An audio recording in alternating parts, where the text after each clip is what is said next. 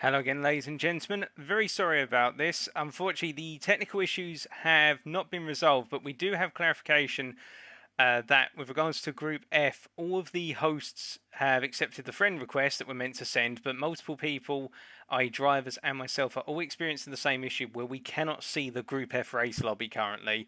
We are trying to fix it as we currently speak, so that does mean we are going to be behind schedule with regards to the racing tonight, or at least that's my understanding. We are trying to work on a fix at the moment, so I will be leaving this broadcast online for reference. But yeah, you just have to bear with us a little bit. There's going to be a little bit of hammer and nail action in order to try and get this fixed, but we will get there eventually. Do bear with us.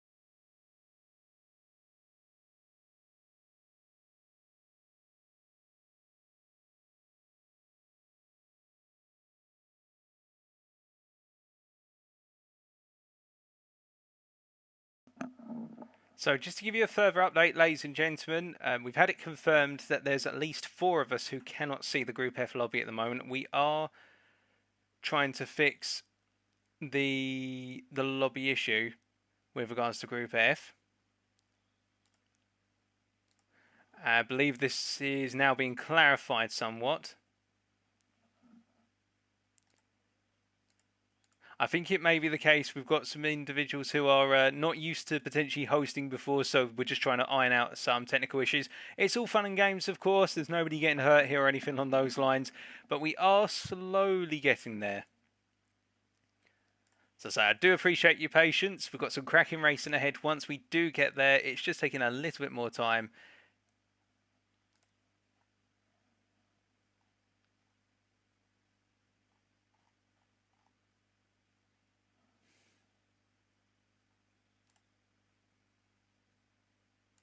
Okay, we just had it confirmed, folks, that there's a little bit of a misunderstanding. Our lobby host thought that the backup lobby host was meant to be the host, and vice versa. It's just been cleared up, so we're all sorted.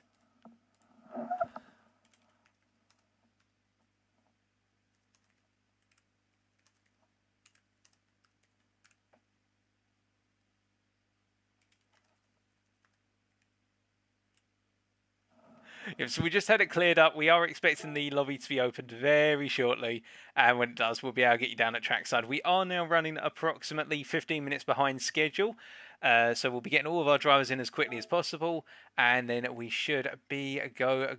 Just trying to wait to see when the lobby is going to be open, and there it is. There is a Group F. In we go.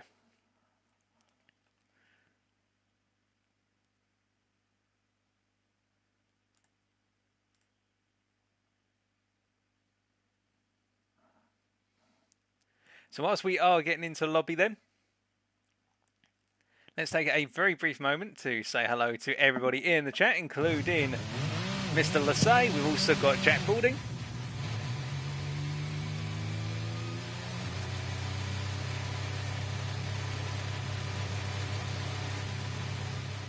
We'll just wait for the sound of that Audi diesel engine to get out of the way so we can speak more clearly. But we have got a good number of individuals here, although I believe, just going to double check my notes here. Yeah, we've got everybody who should be in here right now. So, as we are having all of our drivers enter the lobby currently, we are at the French Le Mans circuit, known as Circuit de la Sarthe, for what is round number 3 of the GTfusiOn World Championship, Team Championship for 2021. It's a legendary circuit. It is a circuit that throughout the years has seen the rise and fall of a number of different manufacturers across different series, and none more so than, of course, the legendary American manufacturer of Ford. Now you're probably wondering at this point, well, what sort of Ford are we running here? Are we running a GT3 Ford? No, we're definitely not running a GT3 Ford.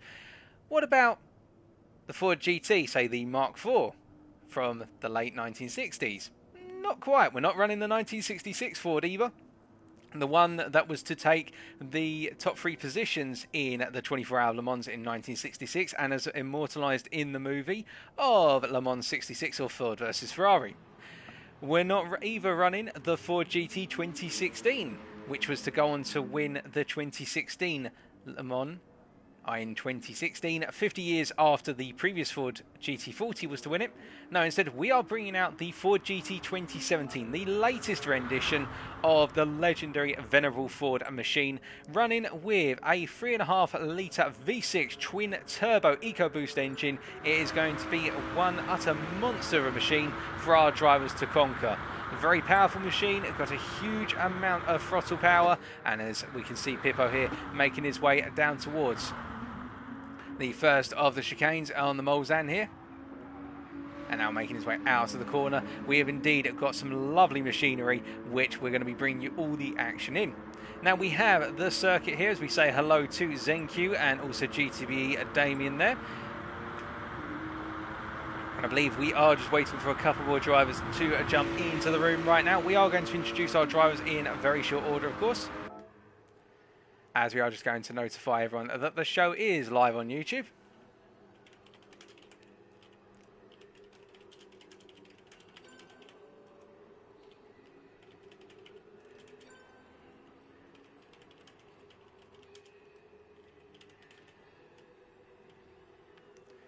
And we also just need to put in a very quick technical word. If you just give me 2 seconds, folks, we need to do a very quick fix with regards to the technical situation right now. So just bear with me 1 more second.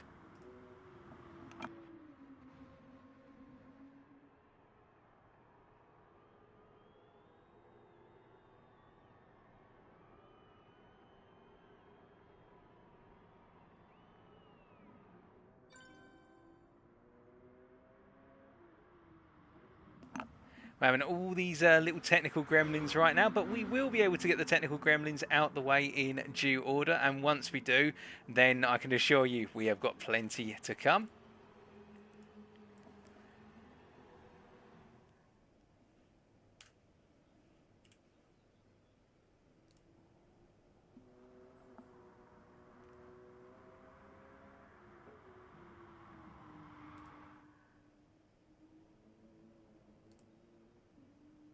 Okay, so that should now be fixed. All those little technical gremlins should now be ironed out the way. And without further ado, let's start introducing our drivers. We do have qualifying approximately due to start within the next 9 minutes. So we are going to be starting from top to bottom with regards to ELO rating. The idea being, of course, that we will be kicking off with our highest ELO rated driver. That's the ranking system we use in order to monitor the performance of our drivers across the entire championship, with the top drivers, the top, I believe it's 5 to 8 drivers within each of the teams determine the overall finishing positions for the teams. So we start off with our lobby host for today, and I believe he's currently sat in the paddock, although not quite. He hasn't quite readied up yet, and that will be WSR's Vulcan, representing the WSR team, who are currently sat, as I understand it, in second place overall in the standings. And Vulcan is here on a 1,241.81 ELO, and we'll be looking to try and increase his ELO as much as possible tonight to move higher up into the order, perhaps up into Group E or even perhaps Group D come the end of tonight's racing. Our second place driver currently in this lobby, albeit they're not quite here at the moment, is our TX3 driver of Comrades on 1241.06 ELO. The Belgian driver chasing after his Turkish counterpart, i.e. Vulcan right now, and TX3 being the leading team in the standings after the opening 2 rounds. We've then got Honey Rebels, who we have sat here in the pits right now. The first driver we can see on the screen, the Frenchman here representing Team Honey on exactly 1,241 ELO precisely. And Rebels having a good time in round number 2, last time out looking to increase that ELO even more. Obviously the last round being at Brazil with Interlagos in the Fittipaldi EF7. Whereas today we are in that French machine, not in that French machine, in the American machine of course of the Ford GT. Our then fourth place driver at the moment in the standings here in Group F is the Hungarian of KSZR, Max Range, looking to improve on that 1,239.29 ELO here tonight, and we're looking forward to seeing what he's able to achieve with a rather fetching orange and black livery there, a very nice one. In fifth place right now, door number 606, is the Polish driver of BR's S2Y BKI, who we can see making his way around the circuit right now, as we are seeing more and more drivers making their way into lobby. Here is the Polish driver, currently sat on 1,236.57, and indeed having a good time out into Lagos. He's looking to carry that momentum forward here at the French circuit and seeing what he's able to achieve around its 33 very unique corners indeed. We then got to go just a tiny bit of a way down, very close between himself and our sixth place driver overall in the standings right now in Group F, and that is TGTCQ's and Nick KL, representing Team AFC, the Canadian driver who is making his way down the second part of the Mulsanne Straight right now. Here is the Canadian, as he makes his way down into the braking zone here. Currently sat on that 1,236.54. A lovely black and green livery there with the GTfusiOn logo right on the front. You can see it. A very beautiful looking car, and indeed we hope that that beauty is able to translate into his racing lines here. We then got One Up's Pippo from EXP. And One Up is making his way right now around the circuit. In fact, he's coming just down towards Indianapolis, is the driver, as he makes his way all the way down into the final braking point here, as he comes down heavy into the corner. We're not going to see him going in as aggressively this time, as he currently is in the auto drive mode, which you can imagine that once he does get underway with proper racing, the Italian will not be in auto drive, and indeed picking up a half-second penalty there in auto drive. You'll love to see it. But the Italian right now on 1,236.16. in the midfield really here, and we will be looking forward to seeing what he's able to achieve and try and pull himself a little bit up the field. We've then got Team RTA's Jeremy Mustang. Now Mustang, I believe, is currently in the lobby but sat in the pits. Here is the Frenchman right here from Team RTA, and looking to get some good points on the board tonight is Mustang with that 1,236.06 ELO as it currently stands. Now, I am sorry to announce at this point, unfortunately, we will be missing a driver tonight in the form of KSZR's Lumic 1. The Czechoslovakian driver, unfortunately, has not been feeling well, or reporting him feeling well, and has not made the transit over to Le Mans tonight. So he will be the one driver who we are not expecting to see turn up on the grid.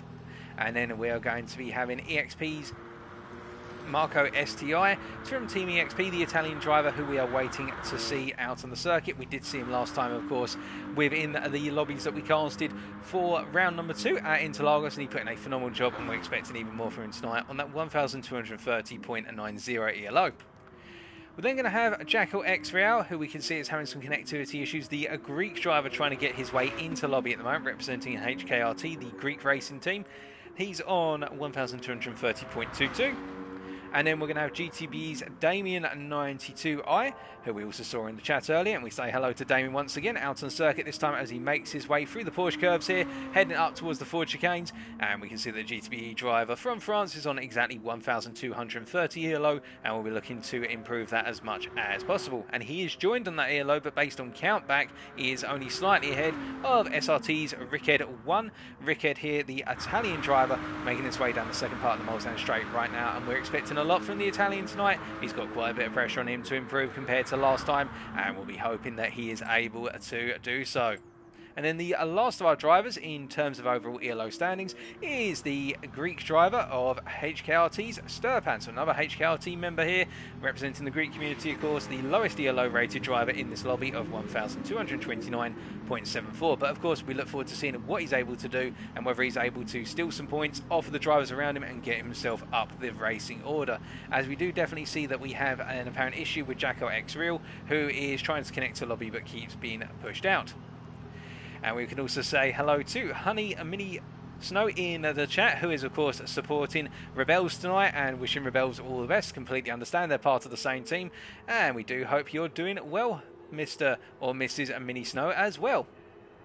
And we are going to be opening a new lobby. The lobby, in fact, has collapsed as a result, so we are going to be jumping out of this lobby, and it will be a new one as a result because of those connectivity issues that we're experiencing with Jacko X Real. So means we are going to experience some more delays with getting underway tonight, but please do bear with us once again. It does seem to be the case that technical gremlins are saying hello quite a bit tonight, but we will get those sorted out for you, and when we do, we can have a smile on our faces and be able to get underway with some fast and frantic racing.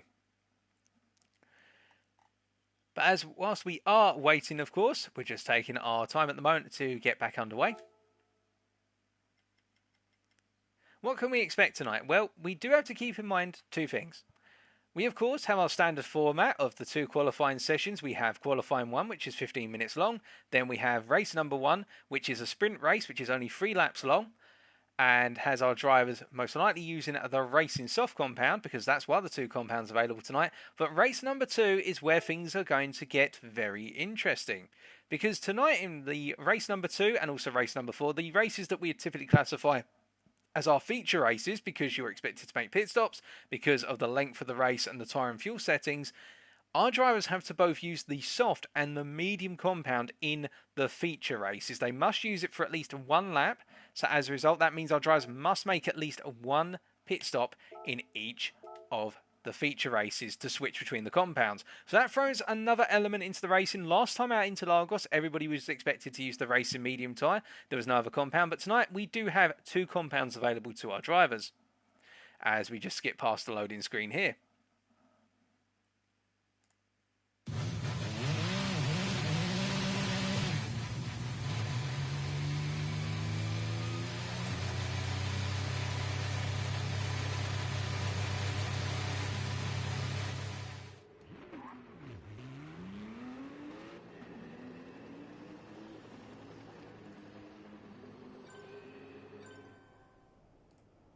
Now, as all of our drivers pile back into the lobby, and we're hopeful that Jackal is able to stay in the lobby this time. I've got my fingers crossed, and also Marco STI making his way into the lobby. We are just going to very quickly make sure that we can still see all the data. Everybody is piling in. This is looking a lot more positive already. Fingers crossed here.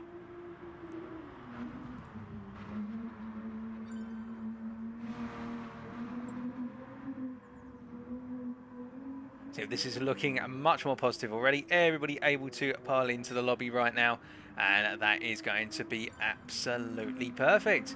Although I can see that Jackal has not been able to stay in the lobby, that's not a good sign. And I believe as well we do have some random drivers as well. This lobby does need to be set to friends only. We are seeing some public drivers coming into the lobby where they're not expected to be racing tonight. If it is the case that this continues, it's very likely we will switch to our backup lobby host, which is Honey Rebels, and we will try to fix things that way. And if that doesn't work out, then we will have to proceed with the drivers who are able to race tonight. Of course, making sure that nobody is racing who shouldn't be racing in here.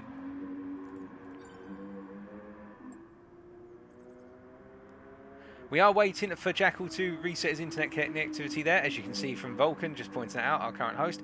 And it should be pointed out that this is a case whereby sometimes we find that connectivity doesn't quite work out between 2 drivers, so somebody will be expected to reset their router, typically the driver who's experiencing the issue first, before we go down the route of potentially switching to the alternate lobby host. Just that way we are effectively able to try every small-term solution before we look at completely discarding one host for another, if you see where we're coming from here.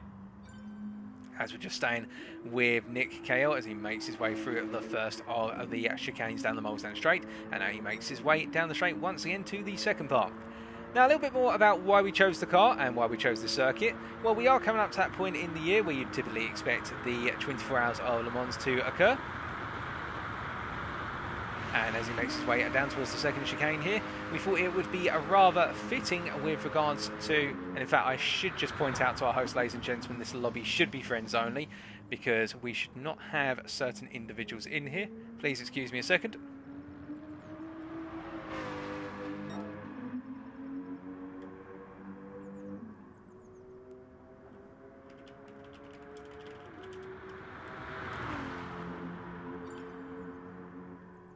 In fact, I can double check that. I think it might be the case that we just got a load of very eager people trying to jump into the lobby.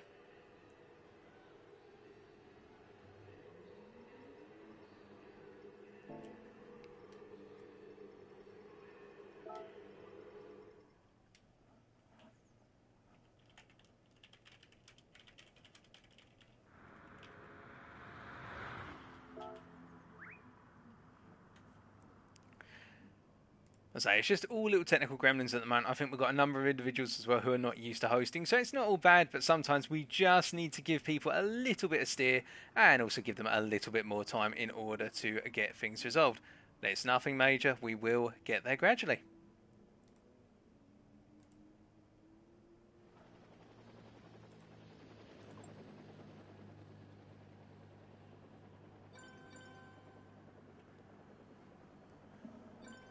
But the reason why we're encouraging the friends-only lobby is for the simple reason that way we do not have random members of the GT Sport public trying to pile in and essentially race as part of it, because that's the last thing we do want.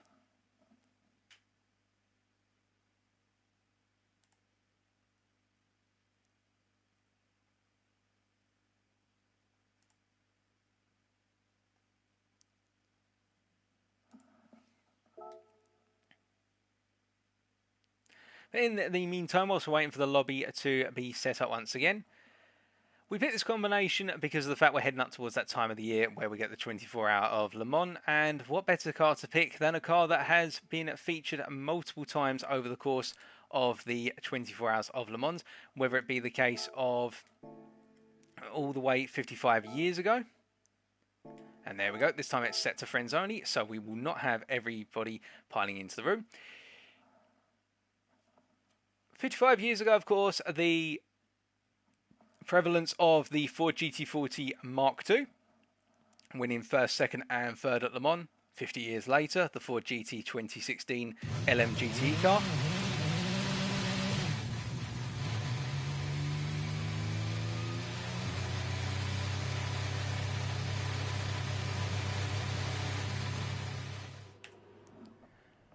The GT LME car, which ended up setting the qualifying pole lap in its class with a 3:51.185, and then it went on to win the race in 2016. And the fact that we have the latest car of the 2017 available to us in GT Sport, it's only appropriate that 5 years after the 2016 edition of the car would go on to dominate its class in the 24 Hour Le Mans, that we would come back here again in the latest iteration of it. As we can see, everybody trying to pile back into the room. This is looking a lot more positive already. Connectivity seems to be stabilised as we say hello to UDI Rui Abala JF, hello from Brazil, and indeed hello from the United Kingdom, and hello from trackside in France, albeit virtual France, to you, UDI.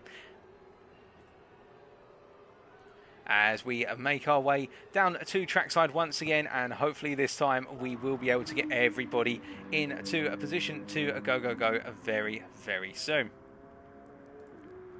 Now, more about this car. We are looking at a twin clutch automatic in terms of the fact that we have the shifter paddles on this car. You're not going to see delayed gear changes from any of our drivers. It is a 7-speed gearbox as well, as you can see Rickhead here making his way down towards the first chicane on the Mulsanne. In 7th gear right now, he's going to be stomping down those gears. And you'll also see that there's a rear spoiler that automatically deploys after the car gets beyond a certain speed, approximately 70 miles per hour if I remember correctly, and then the spoiler will be redeployed. The idea being here that essentially that spoiler acts to provide additional downforce through medium and high speed corners. So we're thinking here more like Indianapolis, the initial part of Indianapolis at least, before you go into the heavy braking zone, and also the Porsche curves in particular, where that spoiler is going to give you that extra push down into the ground, the extra aerodynamic downforce. But of course it does provide a little bit of drag down the straights.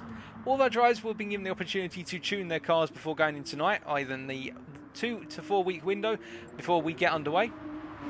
Everybody does have that opportunity to tune their car in order to get set, and our teams spend a ferocious amount of time practicing and getting the tuning in, trying to find what works out for them. We've got full tuning available here as well, so our drivers are allowed to tune the gearbox, the amount of downforce that's applicable on the front and the rear of the car, the suspension, the brake balance, the traction control, you name it, they're allowed to tune it and chip and refine it to their heart's content. And I get the feeling here at Le Mans, really any tune can work, because if you have a tune that looks to be an all-rounder, then you'll have a reasonably strong car for the circuit.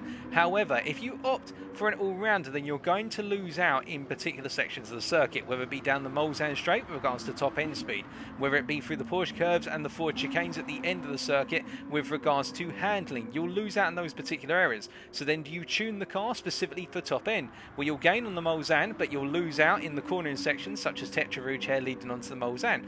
Conversely, if you tune it for handling, then you will lose out down the Mulsanne straight, and that's what makes this circuit a very tricky one for all of our drivers, because they're having to tune their cars effectively to work within an environment where you've got this great balance of corners. We've got 33 corners here. They've all got different natures to them. They're all a unique challenge of their own, and as a result of that, and combined with the serious number of straights we've got here, we've effectively got the best part of what I would say would be 6 extended straights at this circuit. If you count the 3 portions of the Mulsanne, you've got the start finish straight, you've got the run from the Mulsanne corner all the way down to Indianapolis, and then you've got the run out of Arnage up towards the Porsche curves. You have effectively got a huge number of straight line acceleration zones where these cars are going to be pushed up to their top gear, if not to 6th gear as a minimum. And therefore, as we can see right now, Nick running in the slipstream of Max Range, for example, it could be the case that the Canadian has tuned his car to run better in the air of another car.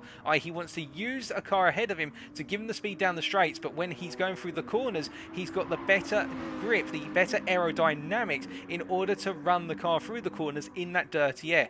And fuel saving will be a key thing as well, particularly in the feature races where we have those mandated pit stops where the fuel requirement is quite high. And we're just waiting to see what is happening right now. We have found out that TX3's Conrad will not be joining us. We are going to have 12 drivers tonight, as has just been confirmed by Volkan, our trackside steward tonight, and therefore our race control. He's also participating, of course. And that is everything that our drivers have got to be worried about, is the fact that each unique tune they have will give them strengths of one point on the circuit, but take away something elsewhere around the circuit. And having a balanced tune can be useful, but then you're not strong anywhere in particular, and therefore you've got to make up for the deficits you have in terms of your driving capabilities. Of course, all of our drivers here are heading towards the top end of the game with respect to, they're in Group F. The top lobby is, of course, Group A, which will be occurring tomorrow, but these guys are in Group F. They're fast drivers, and they'll be looking to do their utmost to get themselves up that field towards the higher end lobbies, so that way they can get into the Sunday lobbies where the biggest guys are and the biggest scores are up for grabs. But it is give to take, of course, because if they can do well tonight, they'll need to do well in all 4 races to make the maximum progression. If they don't, however, then things may not work out as well as perhaps they would hope. Now, we are just following our drivers around for the time being. We are going to give it a couple of minutes as well before we do get underway. And whilst we're doing so, be sure to let me know in the chat whether you're having a good weekend so far and who you're here to support tonight. Or if you're not here to support anyone in particular, let me know which car you think looks the nicest in terms of livery designs, and that'll be the one I assume you're going to be supporting tonight as a result. And I think all the liveries are absolutely cracking here, and we do have a huge variety of drivers, and I do think that Honey Rebels in particular is one driver to watch out for. The Frenchmen, as they make their way out of the initial chicane there, the Dunlop chicane, going very sideways out of turn number 3. You could see that at the rear end just kicking like a buzzard. We've got 2 minutes to go before qualifying kicks underway, and that is what it's going to be about for all of our drivers here with regards to, it's not just about going at full attack, but also keeping that car under control and making sure you keep it stable. And it'll be in our first qualifying session that we are going to see all of that start to play out for our drivers in terms of, can they keep the cars in a straight line all the time? Do they find that they've got snap oversteer? Do they have excessive understeer? That'll give us an idea of how they've tuned their cars. In terms of doing a run around the circuit, of course, we will take you around the circuit. Once we get underway with qualifying, we'll give you a ride on board with our lead qualifying driver to take you around the 33 corners of Le Mans. A wonderful circuit, of course, a circuit which I think most drivers can say they love a particular part. And I should also point out, we have track limits on strong tonight. Our drivers have been advised that the track limits at Le Mans, as modelled in GT Sport, can be quite irritating with regards to the fact they're not necessarily consistent. However, it's not an excuse for not being able to keep within the white lines. And as a result of that, if they do pick up a penalty, they're expected to burn the penalty within 1 lap of receiving it, in a safe manner, on a straight, pulling off of the racing line, and then get back underway with the racing. We do have heavy damage here as well, and because the track is so long, anybody who picks up heavy damage, particularly before they get down to the Mulsanne corner, then as a result of that, it's a long trudge all the way round to the pits, and that's going to be infuriating and cost them a huge amount of time. As we see, Jacko X Rio has just rejoined the lobby, and hopefully we are able to get the Greek HKRT driver underway, and as a result of that, we will have our 12 drivers out on circuit. But we're still counting down, as we can see that Rebel's making his way up towards the Mulsanne corner and breaking into it very gradually. Now, in terms of lap time here, we're expecting laps to be under 4 minutes, of course, but will we be hitting 351s, much like the lap set by the 2016 at Ford GT? We'll wait and see. It does look as though X-Rail is having a difficulty in staying in the lobby, so I think it may be the case that we are going to proceed unless we do have the switch to the alternate lobby host here. But given the time and the availability of drivers, that will be something that's going to be decided by our race stewards, our trackside stewards, not by myself. I don't have involvement in that. I'm just trying to help out where I can, of course. And we can see Max Range right now making his way through the Mulsanne corner with 6 seconds worth of penalties. That's those strong penalties really coming into effect as he now comes all the way down towards what will be Indianapolis. Charging all the way down there. A long run it is down towards Indianapolis, and it feels like it goes on forever. But when you do finally get there, it's a case you've got to be very sharp, because you've got a very heavy braking zone, and it's on a corner as well, that braking zone, and it's a difficult one. Now, in terms of our tyre wear, we have ×10 tyre wear for all of our drivers when we're in race conditions. In qualifying conditions, tyre wear and fuel consumption is not applicable. Our cars are simulated with a minimum fuel and with the freshest possible set of tyres. But in the races, it'll be ×10 tyre wear, which means that those soft tyres, they'll be grippy at first, but they will wear very heavily. And with regards to fuel depletion, we have ×2 here. So the focus is more going to be about the tyres in tonight's races. Of course, our sprint races being 3 laps, our feature length races being 7 laps. It's going to be more about the tyres rather than the fuel, although our drivers may need to be a little bit cautious about their fuel usage. We also have our rolling start, well, not rolling starts, my apologies, I believe it's a grid start here in the races tonight. I may be corrected a little bit later, but we are just counting it down towards that qualifying session right now. As we can see, Nick making his way through Tetra Rouge once again here. And we're hearing from Mini Snow that this combination is difficult, and indeed that's what I've been hearing down at the paddock from speaking to a number of drivers in the different groups, is the fact that it's an interesting car. It's a car that does want to bite your hand off, but once you get a good tune in it and get used to the car, then it's about mastering a very long circuit. Not as long as, say, the Green Hell, of course, but a circuit which is a challenge. And we get underway then, ladies and gentlemen, with qualifying session 1. 15 minutes. Who's going to be on pole by the end of it? Let's find out.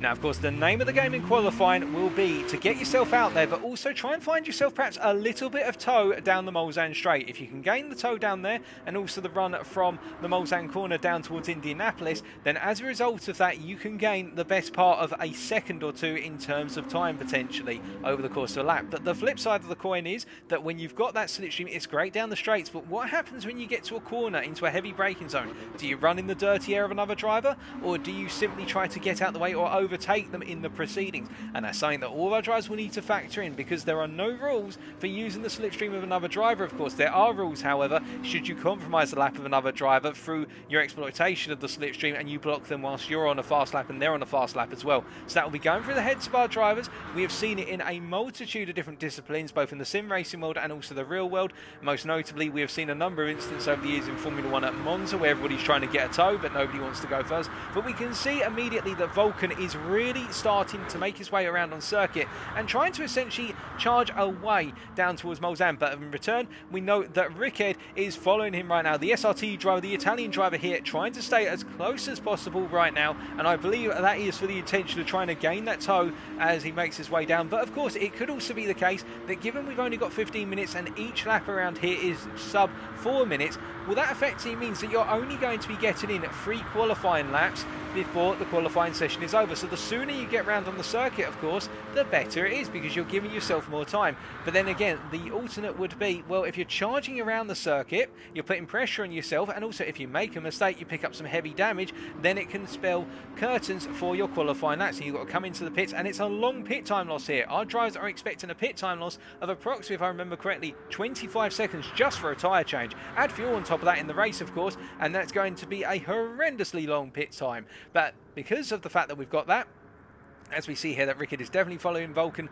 down into the braking zone for the Mulsanne corner right now. We see those carbon ceramic discs glowing there, nice and bright red-orange, and as they make their way out of the corner now, down the long straight once again, we note that it seems to be the case that Vulcan and Rickard are both competing to be the first one to get themselves around the circuit onto a flying lap, and Rickard positioned himself to be able to utilise the slipstream of the Turkish driver here. But of course, Vulcan may be our breakaway, or Rickard may decide, as he's coming into, say, the forward chicanes right at the end, to simply back off of it and give himself a little bit of breathing room, as we see Rebels in the rear of your camera there, at the head of Max Range here, the KSZR driver, the Hungarian, following him around. But again, you can see they're starting to space a little bit. Max Range was right up his backside just before they got into the braking zone for Indianapolis, and now he's calming it down a little bit. And I think this is all part of essentially getting yourself into a position to get yourself ready for that qualifying lap and get around as quickly as possible. As we see Rebels picked up the 1 second penalty for the cut on apex of Indianapolis, the entry of Indianapolis there, and as a result has had to back out of it and now get ready to go again as they make their way out of Arnage.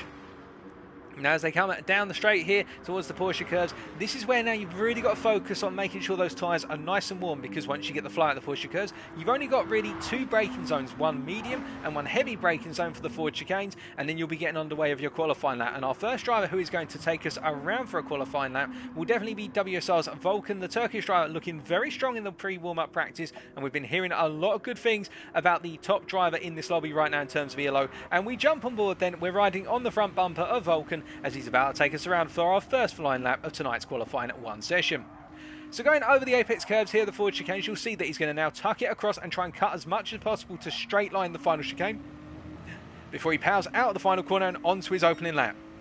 So, coming across that timing line then, turn number 1 coming up. It's a straight right-hander effectively here. You keep your throttle down, you're going into this right-hander as aggressively as possible. You want to cut onto that apex curve, and you can see in fact he's braking nice and early, doesn't want to carry too much momentum into the Dunlop chicane here. Coming down to second gear, getting on that throttle initially to stabilise the car before then lifting off to go through the second part, through turn 3. Now underneath the billboard for Dunlop, coming down into 4, coming up into 5th gear. He's going to be braking hard here for the next chicane, coming down to 4th, then into 3rd, into turn 6 he goes, then snapping it back to the right for turn number 7. He's got to get this done quickly, otherwise he's going to understeer off the circuit due to the undulations. Now breaking down into Tetra Rouge, a very tricky corner to get right, but he nails it, Vulcan, coming into that 4th gear and getting the full width of the circuit utilised, and now it's the first part of the Mulsanne straight. Very long straight here, of course. If we didn't have the chicanes, our drivers would be hitting in excess of 200 miles an hour, but those chicanes introduced over the years to make sure that the top speeds are limited to avoid cars flying off into the stratosphere. But we can see right now Vulcan building up that speed, 195, 196, 199, 200, 201. He's going to be coming into that braking zone at 204 miles now, stamping down on those brakes, coming down through those gears, and through the first chicane he goes, utilising second here in order to get the car pointed the right way, and then cutting a little bit of the exit chicane there. And as he makes his way into the second part of Mulsanne, you can see in his rear view mirror he has got Rickhead who is following him,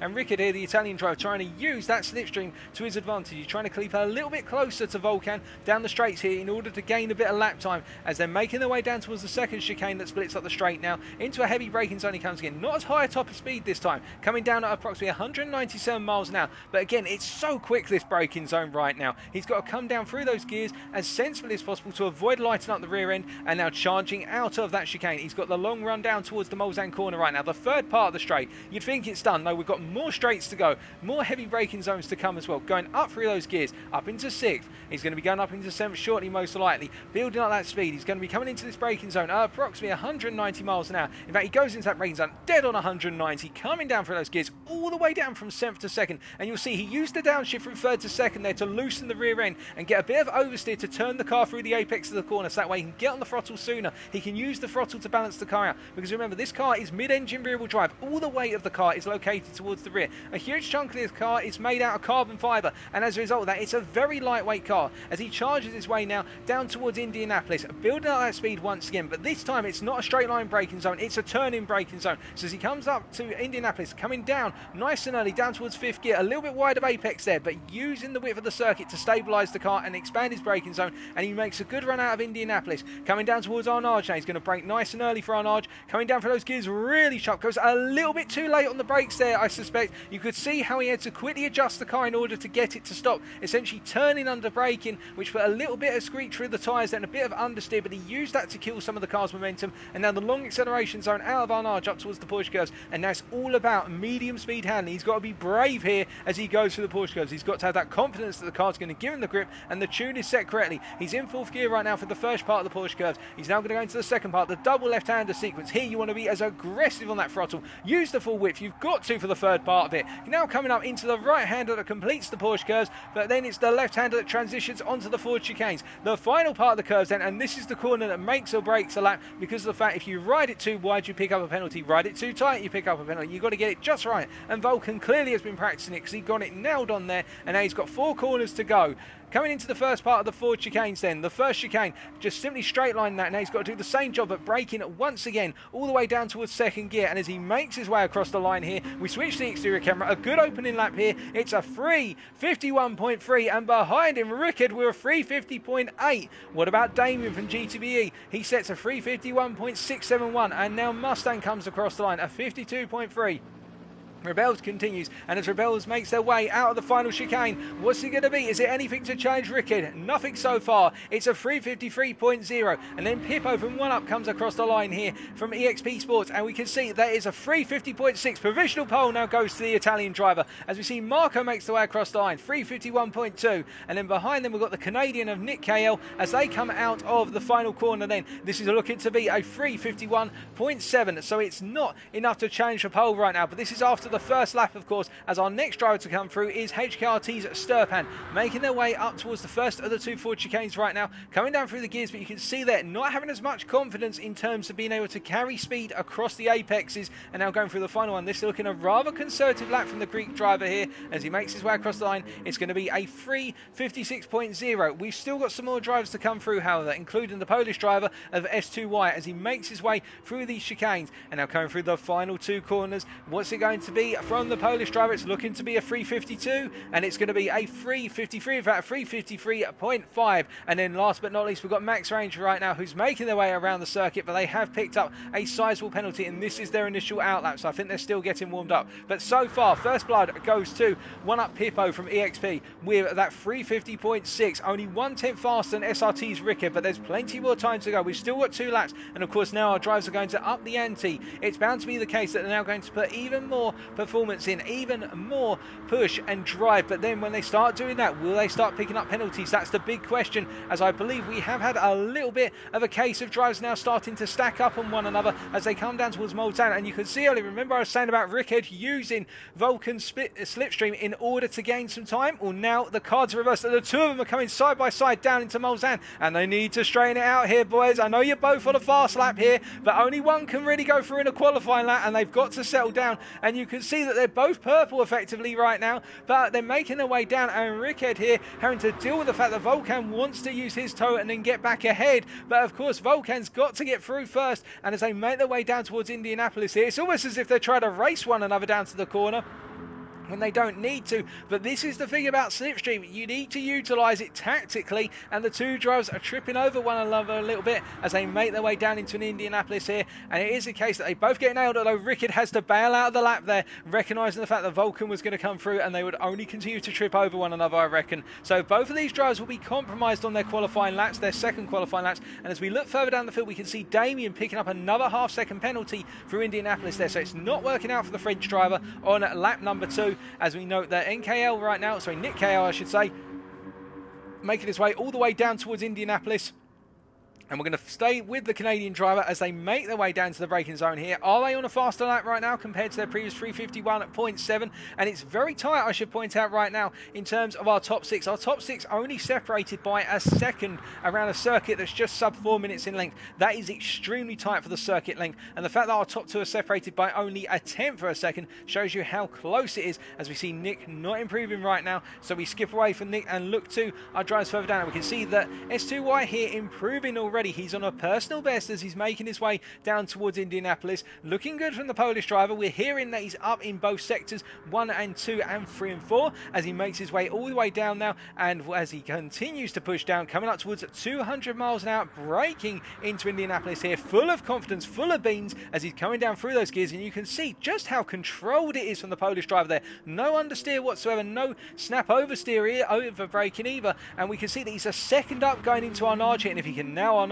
and the Porsche curves, this could be a 3:51, I reckon, based on the fact he could improve by another half a second if he gets it absolutely right. We see Rebels has improved in the timing screens to a 3:52.4, putting up to provisional P8 right now, but there is a sizable gap in terms of our top 6 versus the rest of the field, and everybody will be wanting to get into the top 6 and onto those front 3 rows of the grid, particularly the front 2 rows, but you don't necessarily want to be the guy who qualifies on pole here, because if you're at the front when you go down like Mulsanne straight, that's where the slipstream games start to play in. As you see, S2Y still at personal best as he goes through the Porsche curves. He's coming to the end of this section now, and it's only going to be 4 more corners to await him as he comes out of the final corner of that sequence. 4 more to go then. It's just now the Ford chicanes. Can he continue to improve this lap? Let's wait and see. And you can note one thing about S2Y's car, by the way. Note how the front is raised up compared to the rear. That shows you that he is running more ride height towards the front of the car, trying to keep the rear planted as much as possible, less so the front. As he makes his way out the final corner, this is definitely a sizable improvement. He improves to a 3:51.9, and that's enough for P7. Only 2 tenths down now on getting into that top 6, but our top 6 still impenetrable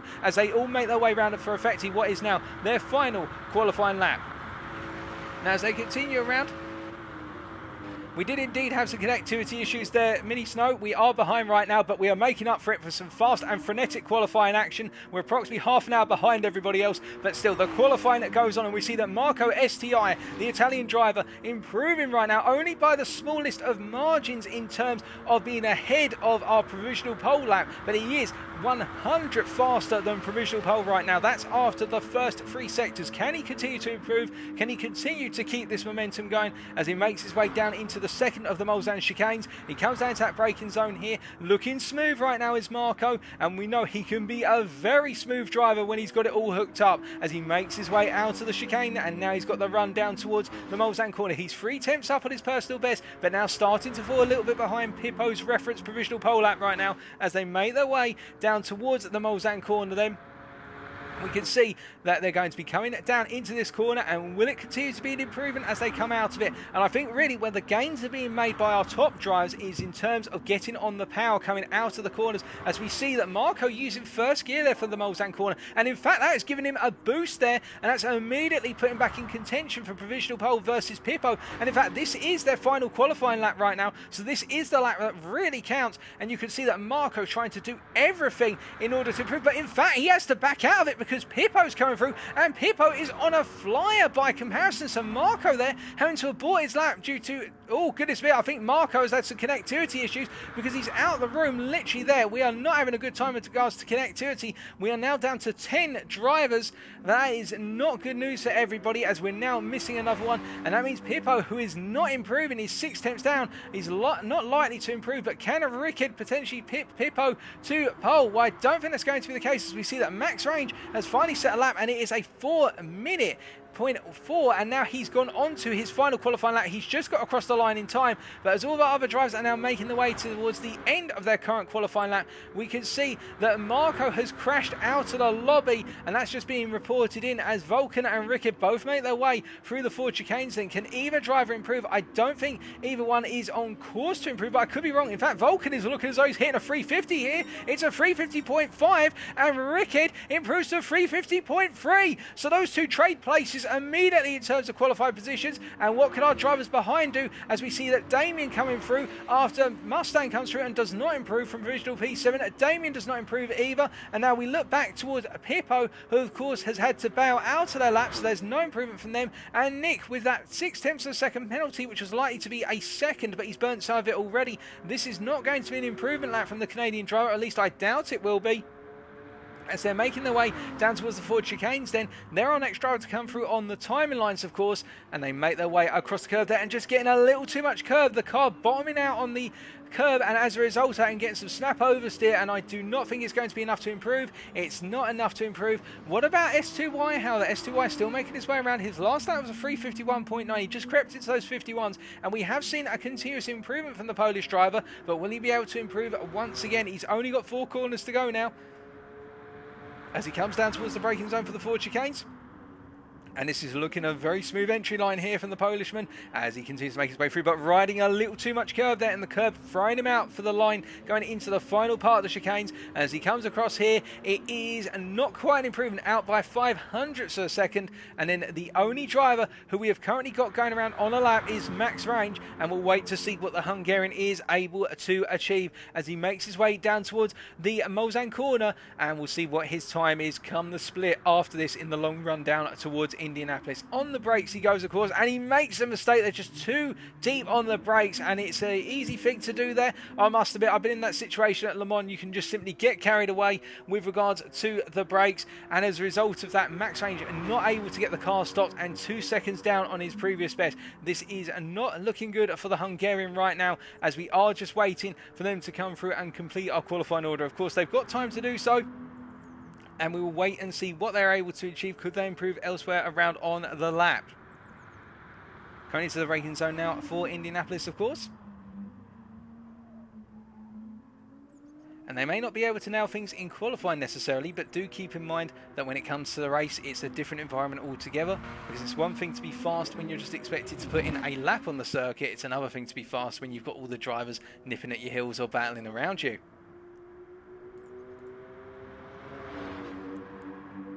But as he's making his way now down towards the Porsche curves, we can see that Max Range not improving so far, 2.5 seconds down on his previous best. Now, whether it's the case that he's had major issues on every lap he's done so far, alternatively just not feeling perhaps as fast as some of the other drivers here at the circuit.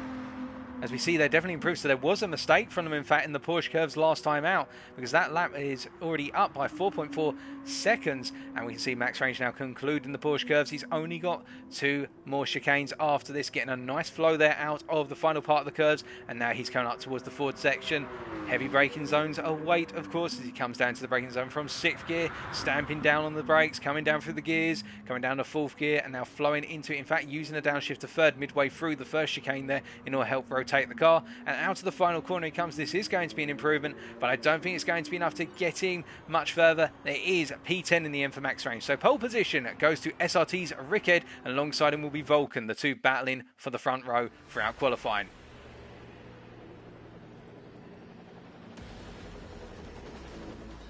So as we come down to the grid then for the first sprint race of this evening, we can see on the right we have got Rickard, on the left Vulcaner, but watch out for Pippo on the second row. What can he do to disrupt the fighting between our front two?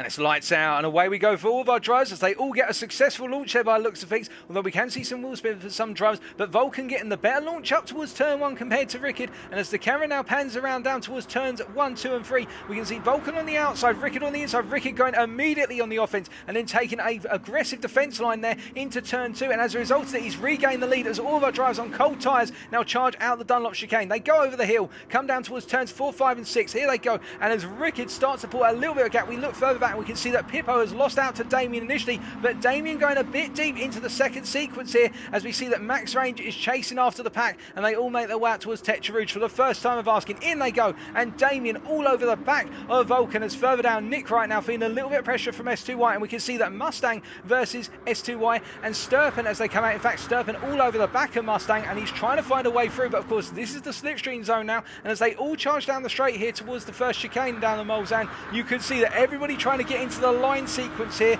and we're looking at Jeremy Mustang right now, but up front we can see that the battle for P1 has calmed down a little bit, but the battle for P2 is definitely rocking on as Damien tries to look for a way in, and note in the rear of your picture there that we've got S2Y just putting a little bit of pressure on Nick, but deciding to back out of it into the braking zone and just putting his nose alongside Nick to give the message there, I am here, as we see that Damien subject to a 2.5 second penalty already, and a number of our drivers picking up penalties early on here on lap number 1, and as a result it is not looking good for some of them as S2Y once again pulling out the toe early there on Nick, and I think S2Y is trying to send a message to the Canadian driver, look, I don't want to fight you right now, let's just work together, or is he, as he goes late into the braking zone versus Nick, and he's up into P5 as S2Y, and Nick will look for a comeback, of course he'll try and cut back out the chicane, but S2Y getting it nailed there, a nice pass by the Polish driver as they now go down into the final part of the Mulsanne straight. Behind them, of course, we can now see that Nick starting to look for a move back on S2Y as they head up towards the Mulsanne corner. He's all over the back of the Polish driver here, and our top 4, you can see they're all line astern at the front of your camera as they're coming down in towards the Mulsanne corner. Into the braking zone they go. Vulcan ahead of Rickard with all the slipstreaming going on, of course, but these guys are all in a sequence right now, and they're all in that position whereby they're just eyeing one another up, because remember, the slipstream zone is 0.75 seconds, and none of them will want to fall off of that pack. They won't want to fight too hard, as we know that Rebels is leading the second pack right now in the battle for P7. Mustang and Max Range there, and a little bit further back we have got the driver of Sturpan after burning that penalty, but into the final little chunk of the straight here before they come down into Indianapolis they go, and it's Rickard on the inside this time ahead of Vulcan, and Vulcan backing out of it nice and early there to essentially say to the Italian, okay, we'll trade places this time, don't mind me, I'll give you that, but I'll be coming back at you in the next long straight. And now they've got to go down towards Arnage, and we can see here that we've got Pippo who's got Damien trying to go around the outside into Arnage, Damien trying to find the way round, of course, and what that penalty, he's also got to burn that very gradually, and keep that in mind as he drops down to P5 right now. He's burnt a bit more of the penalty off, but we can see that our drivers starting to make their way around Damien here, and this little bit of fighting is enabling the pack in P7 led by Jeremy Mustang to catch up, as we note that our 2 leaders are now starting to break away, and third place in the hands of Pippo is starting to fall off of the lead pack, as we see that we're getting split into 3 packs now, and Pippo is acting as a little bit of a rolling roadblock to our group battling for P3, as they're all trying to chase after leaders as well. They're now 1.2 seconds down on our race leaders, Rickard leading the race still, as they all come through the final part of the push curves here, and Pippo under a lot of pressure right now from the drivers behind, who are all trying to snake their way through, and in the rear of your picture you can see that Mustang is still holding on to P7 right now, although we've got a little bit of an off there for what looks to be Sturpan in P10 coming out of the push curves, and as they make their way through the forward chicanes then we can see all of our drivers getting a good run so far, and Rickard taking it nice and clean, and as they come across the line to complete lap number 1, it is SRT's Rickard leading by 5 tenths of a second ahead of Vulcan. Now a further 6 tenths back is Pippo, then it is 1.4 seconds back to S2Y, followed by Damien, then it's Nick KL, then behind them it's Jeremy Mustang ahead of Helny Rebels.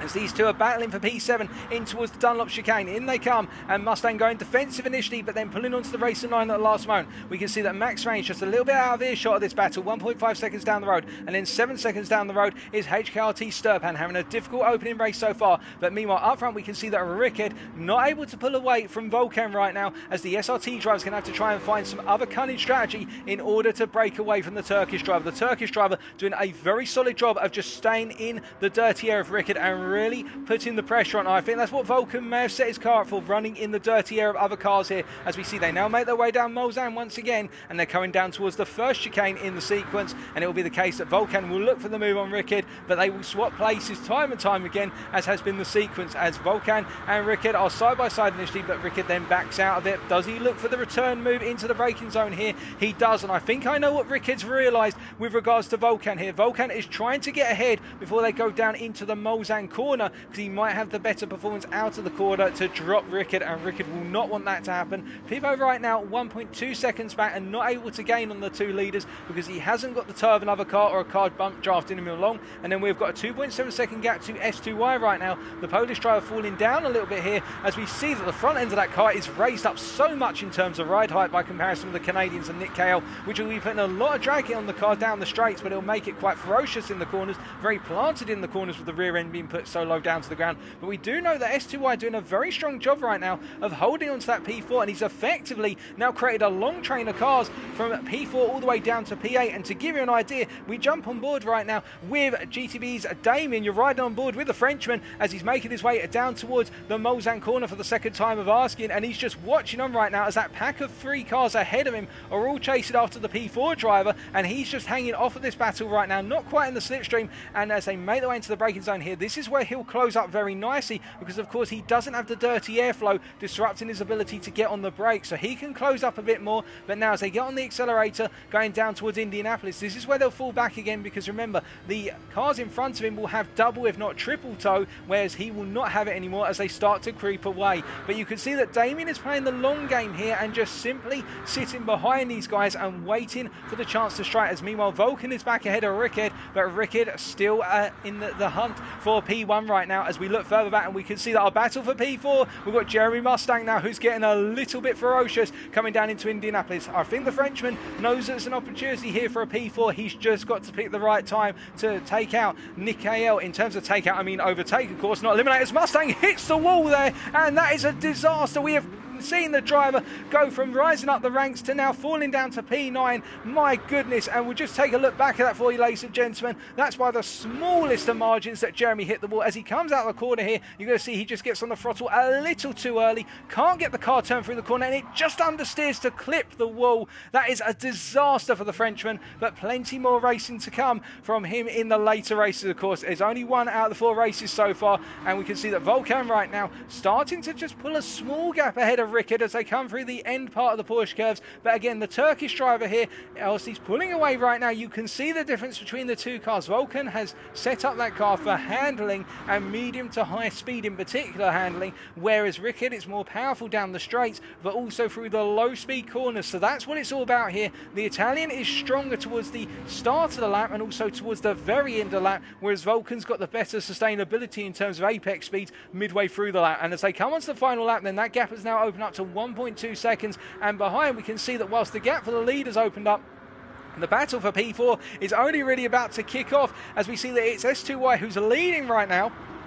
But Nick KL's in there, as is Rebels, and we've also got Damien still looking on as S2Y goes very deep into the Dunlop chicane here, and we do see that Nick's going to go around the outsider as a result there. Brave from the Canadian, very brave stuff. Will S2Y try and come back? He tries to lean on the inside down into turn 4, and as they go into turn 5, it switches back to left. Nick now defending on the inside. S2Y goes very wide, then will have to back out of it, and Rebels, with a double entry there, is able to pick up 2 places. What a brilliant piece of driving from Rebels, and Nick just understeering a little bit too wide there. I'm not sure if there was contact, but what a fantastic move for P4. Of course, he's going to start losing that P4 now that S2Y's in the slipstream there. Got the wipers on as well. That's going to be scratching away at the windshield, but you can see Rebels up into P4 and reveling in this opportunity to start getting up the order as we go into this final lap, although S2Y's there now and will be side by side with them coming down into the first chicane down Mulsanne. And as a result of that, will it be the case that S2Y is able to pull away, or will Rebels now come come back at them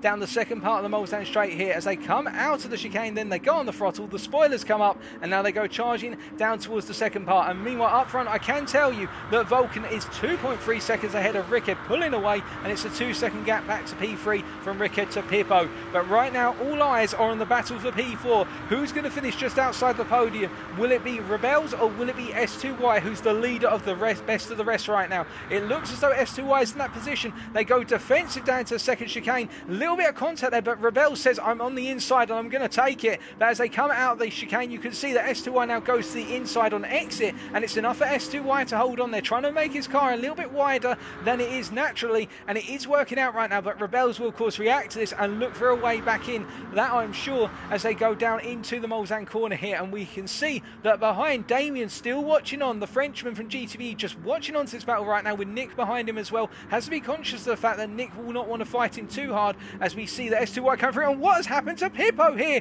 Pippo has spun out by looks of things and has now dropped all the way off the hunt for the leaders, and it's falling back into a fight for P3, which means that we're going to be opening up a podium battle here. What has happened to the Italian? Well, we'll find out very shortly, folks, but we're going to stay with this right now as they come down to Indianapolis, because it could all kick off. As you see in the rear of your picture there, we've got Nick KL, who's trying to make his way around Damien here as they come down into the braking zone for Indianapolis, and at the front of your picture you've got Rebels looking for a move. It's not going to happen, but Nick on the inside, Damien on the outside, and Damien cutting off the front of Nick there. Very brave stuff from Damien to go all the way round the outside to hold on to P6 right now. But look at the S2Y situation, in the fact that S2Y is all over the back of Pippo here. Pippo's confidence has been knocked right at the end of the race, and he's got to get himself back into this one, because otherwise it could be a disaster right at the end, and what was most likely going to be a P3 could now be potentially all the way down to a P7. There's only the Porsche curves and the Ford chicanes to go, and we see in the rear of your picture once again, it is Nick going toe-to-toe with Damien. But meanwhile, we've got Pippo defending to the inside into the Porsche curves they go, but they've got the penalty to burn, of course, and that's something they will not want to have,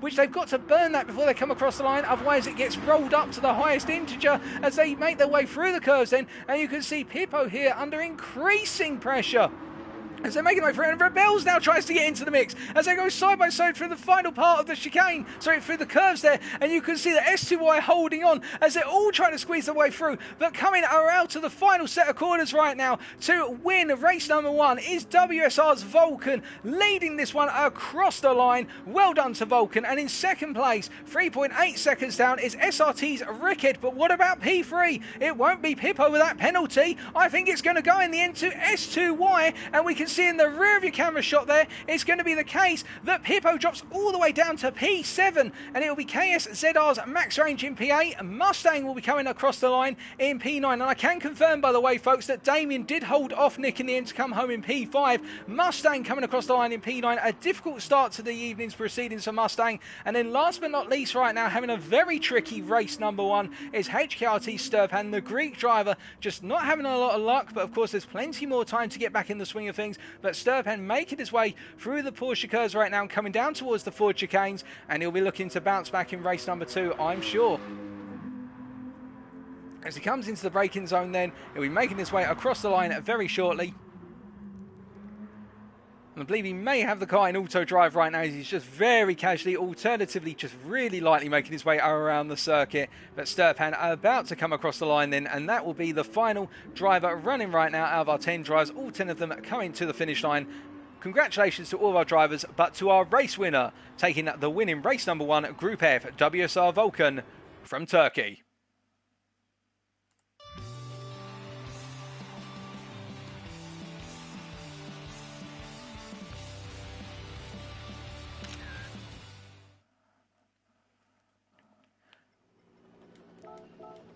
So with race number 1 complete, I can say to you, ladies and gentlemen, subject to stewards' inquiries, of course, that WSR Vulcan came home 3.9 seconds ahead of SRT's Rickhead, coming home in P2, and it was a further 7 seconds down the road to S2Y from Poland, the BR driver there, bringing it home in P3. What with the fact that Pippo had to burn that penalty with that disastrous ending to race number 1 for them. In terms of our top 5 being rounded up, Damien there from GTBE holding on the end to come home in P4, and Honey Rebels in the end coming home in P5. And in fact, it's worth noting that Nick there losing out right at the end to Honey Rebels as well. Honey looking to strike at the right time with a brilliant piece of strategy work from Rebels in the sprint race. Now, our next race will be the first of our feature races, which is 7 laps long. And in that race, of course, we will have the mandatory tyre compound change in the fact that everybody will be expected to run both the soft and the medium. So what can we expect from our drivers then? Of course, that will be the big question from them all. Who is going to pit at what point as all the drivers being readied up? And I'm just going to be putting in some quick notes with regards to a driver's performances tonight.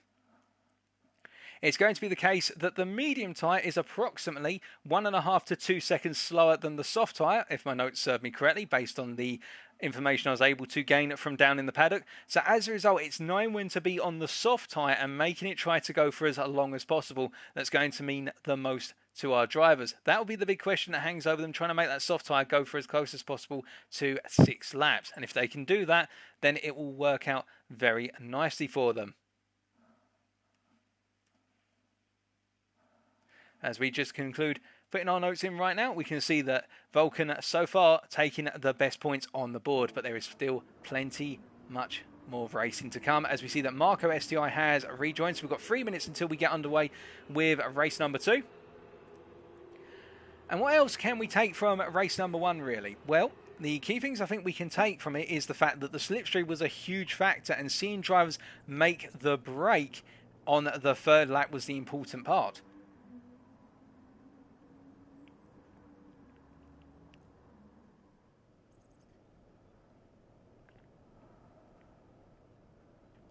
As we just take a very quick sip of water there. But there will be plenty more to come, and with the fact that we will have Marco joining us again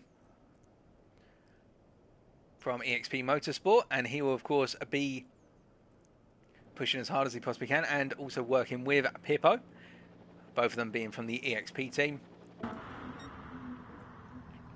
There is plenty more for our drivers to accomplish. Now, we can see a lot of our drivers immediately going to the racing medium compound. Remember, in this race, race number 2 as well, the grid is reversed. So wherever our drivers finished in race number 1, it is reverse grid for race number 2, which means drivers such as HKRT's Sturpan and also Jeremy Mustang will now form up our front row, because they finished 10th and 9th respectively in race number 1. Whereas drivers such as, for example, WSR Vulcan, who finished 1st in race number 1, now starts right at the back. So you have the big question hanging over you, well, which tyre do you choose? If you're starting at the back, you naturally have normally a pace advantage over the drivers in front of you. That's why you're starting at the back. So for you as a driver, as we see Vulcan there seems to be going to the soft tyre, which I'd say is a bit of a gamble from Vulcan, it becomes this big question as we're about to get underway. The timer now counts down. What compounds are going to be selected? Let's find out as race 2 is about to get underway.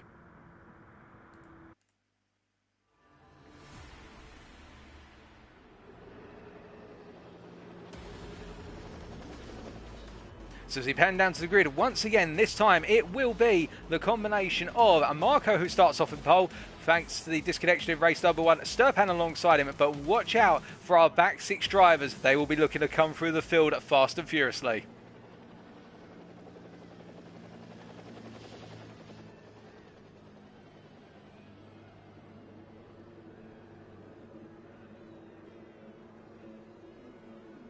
And it's lights out, and away we go for all of our drivers. All of our drivers getting a relatively good start, but Honey Rebels in particular getting a very strong start as they all make their way up towards turn number 1 and into 2 and 3. We'll see that Mustang versus Marco already. Mustang on the inside into the chicane, and he's got himself well ahead of everybody. Mustang really making an early move here and trying to make the break, as we see as well KSZR's Max Range up into P4, having had that good start. It was Max Range who had the better start. In fact, it wasn't Rebels we were looking at in the rear of the camera shot, and the Hungarian driver really pushing forward as Mustang has already picked up a penalty for track limits across the Dunlop chicane, and we can see that Max Range, having got up to P4, has now got Pippo behind him, but Pippo acted as a little bit of a barrier there, and this could work out for Max Range, although he is going to lose the slipstream of Nick KL, who's made it all the way up into P3 already, although Nick's had a very poor run out of Tetra Rouge, and that means in fact Max Range is going to be there, so all 11 of our drivers will still be in the slipstream zones of one another as they make their way down the Moleshead straight for the first portion of it, as they come down towards the first chicane on the straight. Now the question is, of course, which drivers decided to choose which tyre early on. We're not going to look at that immediately in terms of telemetry. We don't want to clutter the screen, but I reckon a lot of drivers here have gone for the medium compound and will shot it try to wear it for one lap and then be shot of it come the end of the opening lap, as we see Mustang making his way out of the chicane here. Nobody going for any major moves into that initial braking zone, although a lot of penalties being accrued. We can see that it looks as though the P7 driver of Damien there picking up another 2.5 second penalty, much like he did on lap 1 race 1 at the end of the first Bolzan chicane, and he's got that 2.5 second penalty to get rid of now as they all charge their way down towards the second chicane here. And we can see that Vulcan trying to catch up as Damien's going to go down the inside, or is he of Rickard? Not quite. He hasn't got the brake leverage there in order to get alongside, and instead it looks as though in fact that Pippo's had a bit of a disastrous second chicane there, although he was ghosted to be fair, and I think Max Rage was trying to drive through it, but everybody right now really lining up behind one another in the battle for P2, and Mustang must be laughing right now. He's breaking away from them all as we see that Pippo is leading the pack here, and you can see they're now 3 wide as they come down towards the Bolzan corner. They're settling down quickly, but we've got a lot of 2 wides here as we've got Rickard on the inside and Nick, and then we've got Max Rage trying to get in there. Rickard on the inside, he just about threads the needle. He's up into P4, but Rickard having to be very brave there under braking. That was extremely tight, and I think there was a lot of bump and touch there between our drivers, but all of them making it through safely and nobody so far succumbing to any pressure. They're all pushing on as they charge down towards Indianapolis, but you can see how everybody's just in position, and right now it is Vulcan who's trying to find his way past Damien and also S2Y as he's up into P7 right now. He's going to try to also get max range potentially here, as I see that Pippo at the front of the pack going down towards Indianapolis is ahead of Marco now, and Rickard is really trying to find a way past Marco as they make their way down towards Arnage here. Will it be a move under braking into Arnage? I don't think so. I don't think he's close enough, but behind we can see that Rebels on the inside of Damien at Arnage making a classic move there on the inside into Arnage, and all our drivers making it through there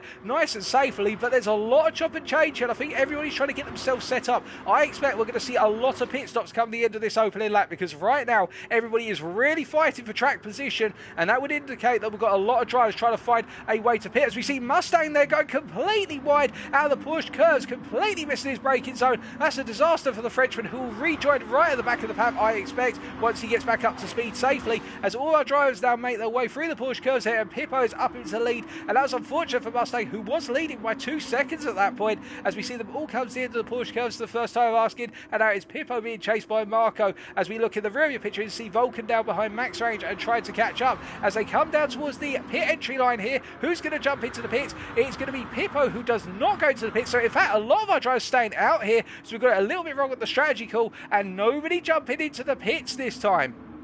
So everybody decided to go a bit longer, but after 1 lap it is Pippo 4 tenths ahead of Marco, followed by Rickard. Then it is 3 tenths down to Nick KO and P4, followed by Max Rage, who is battling with Vulcan as they come through turn number 1 onto lap number 2 into the braking zone for the Dunlop chicane they go. Will Max Rage try and hang it to the inside into turn 2? He tries to, but he's getting a little bit of understeer, and it's just stopped him from being on the inside of Vulcan, who's made it work. Vulcan up into P5, Max Rage down to P6, then we've got S2Y in P7, followed by Rebels in P8, then we've got Damien in P9, and then we've got Mustang in P10, and Sturpan into the pits to get rid of the soft tyre already. This is not looking good for the Greek driver. In fact, he's fallen quite a way down the order already. So Sturpan having a very difficult race so far, as we know that Pippo leading the pack round now through Tetra Rouge once again. And let's take a look at everybody's tyre choices here. We can see that we've got Pippo on the mediums. We've also got, by looks of things, Marco on the mediums, Rickard on the mediums. We've also got Nick K on the mediums. And in fact, the first driver on the soft is Vulcan. We saw him select the softs at the last minute in the pit lane before going into this race. He's looking to use the soft compound nice and early to build up as much time as possible. And then we've got Max Rage on the medium, we've also got Rebels on the medium, S2Y on the medium, and then all the other drivers down on that medium tyre, as we note that Mustang and Damien side by side into the first chicane, and Mustang missing his braking point there and going deep as a result. And as he tries to rejoin, Damien giving him the space to rejoin there, and they continue their way as Sturpad is in the pits. I do not think they're going to be able to get that car at the pits. There must be technical problems with the car. They're going to have to retire that car unless they can get it fixed. So we do have one driver who appears to have retired from this race as the racing continues right now, and Vulcan really is the driver to watch as he's making his way for a potential move on Nick into the second chicane down Mulsanne right now. But the Turkish driver thinking better better of it. He is on that soft tyre, so he is faster right now, but remember, when he switches to the medium, his tyre will have the greater durability by about 1.5 times the number of laps that the soft is recommended for, but I do get the feeling that medium is going to have a significant pace disadvantage given how rapidly Vulcan is making his way up the field right now. He's cutting through cars like a scythe through grass, or a scythe through wheat we should say, as they make their way to the braking zone for the Bolzan corner right now, and you can see our top 5 all nose to tail, and then Rebels in P7 just making his way around and leading the second pack is the Frenchman as they all make their way out of the corner. And we see in the rear view camera shot there Damien getting it a little bit wrong under braking and going too deep. What has happened to the Frenchman?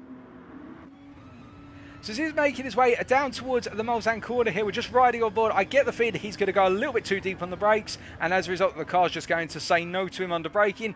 Indeed it does, and it just understeers away. So unfortunate for the Frenchman, but plenty more to go as we now look back up towards our front pack. We see our top 5 continuing to play out this head to tail situation, although Pippo picking up an increasing number of time penalties there, and Rickard with a half-second penalty for what was track limits at Indianapolis. And as a result of that, now Rickard's going to have a little bit of mental pressure on him, is the Italian driver. He'll know he'll need to burn that, but not as badly as one-ups. Pippo will either both one-up and EXP collaborating here, so Pippo is racing for EXP and Marco is teammate behind. I think the two EXP drivers here are trying to use one another in order to pull away, or at least work together to keep the lead for the time being. A good tactical play by the two Italians running up at the front in P1 and P2. Can they make it work out?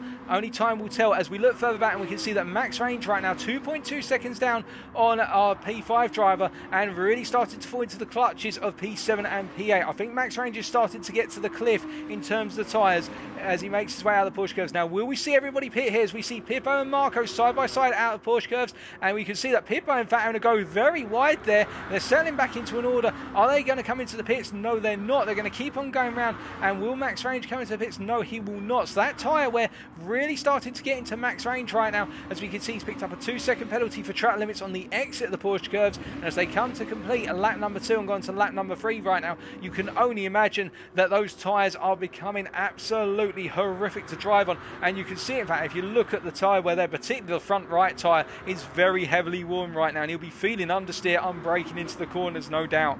But meanwhile, up front, we can see that Marco and Pippo have finally changed places. It's happened as they've come through Dunlop, and as a result of that, will they settle in or will they decide to change once again here? Well, you can see that Pippo right now is being forced backwards into a Rickard, and Rickard, our P3 driver, who's chasing after our top 2, is starting to pull a little bit away from Nick Cale. Nick Cale struggling, it would seem, with the tyres now as we go on to lap number 3, and Vulcan all over the back of him here. And remember, Nick is on the medium, Vulcan is on the soft, and we would expect that the soft tyre would collapse a little bit faster than this, but it seems as though the soft is the stronger compound here. It just offers enough grip to keep going despite the tyre wear. So as they all make their way down the Mulsanne straight now towards the first chicane, you can see that Vulcan all over the back of Nick Cale. Will he go for the move here, or will he think better of it?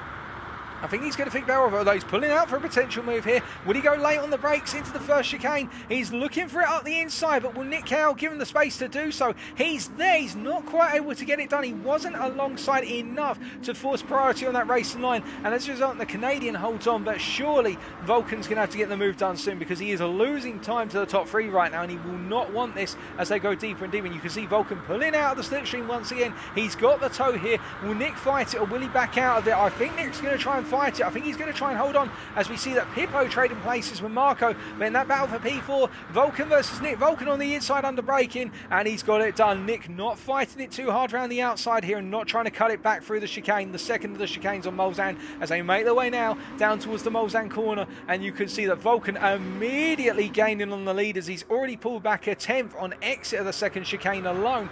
And despite the fact that Pippo and Marco traded places, and that would have cost him a little bit of time, Vulcan is definitely the man on the mission right now. But he will have Nick Cale behind him. But will Nick recognise that he doesn't need to really fight Vulcan right now? He's going to fight it, is Nick. Although there was contact, I think there was contact between Vulcan and Nick, because Nick has seemingly backed off of it immediately, and Vulcan is out onto the gravel. We will come back and look at that in a moment, but right now in the battle for the lead, we can see that Marco, Pippo and Rickard all literally within the space of 0.2 of a second to one another. They're literally glued head to tail here, as though it's some sort of Ford GT centipede, as they make their way down towards Indianapolis under braking here. This is going to get very spicy. They're looking to be free wide here as they make their way to the braking zone. Rickard on the inside, but in the end they settle back into their entry order, and it's the case that Pippo is still there in P2, and in a way acting as a little bit of a rear gunner to his teammate is Pippo right now as they make their way down into our Narge here. Into the braking zone they go, and Rickard just cannot find a way past right now, and I think he would love to disrupt this order between the three of them and try and get himself into P2 and put Marco under some additional pressure.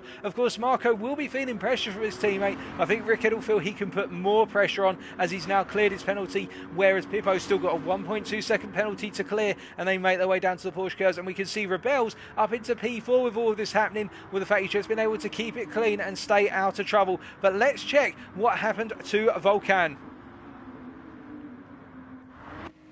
So we're going to look on board from Volkan's perspective here as they come down towards the Mulsanne corner, and watch how Nick's going to get closer and closer into the braking zone. Now, was there contact? There definitely was contact, and that's why Volkan got sent into the gravel. I don't think Nick meant to do anything along those lines, but I think he just underestimated the overspeed down into the corner, and as a result it all kicked off there as we see all our drivers come through once again, and nobody making the decision to come into the pits right now. They're just all staying out there, as we do note that Rebels meanwhile making his way around on the circuit, and we see Sturpan still in the pits. They're not able to get that car fixed, so it is indeed the case that we now only do have 10 drivers in this race as we go on to lap number 4.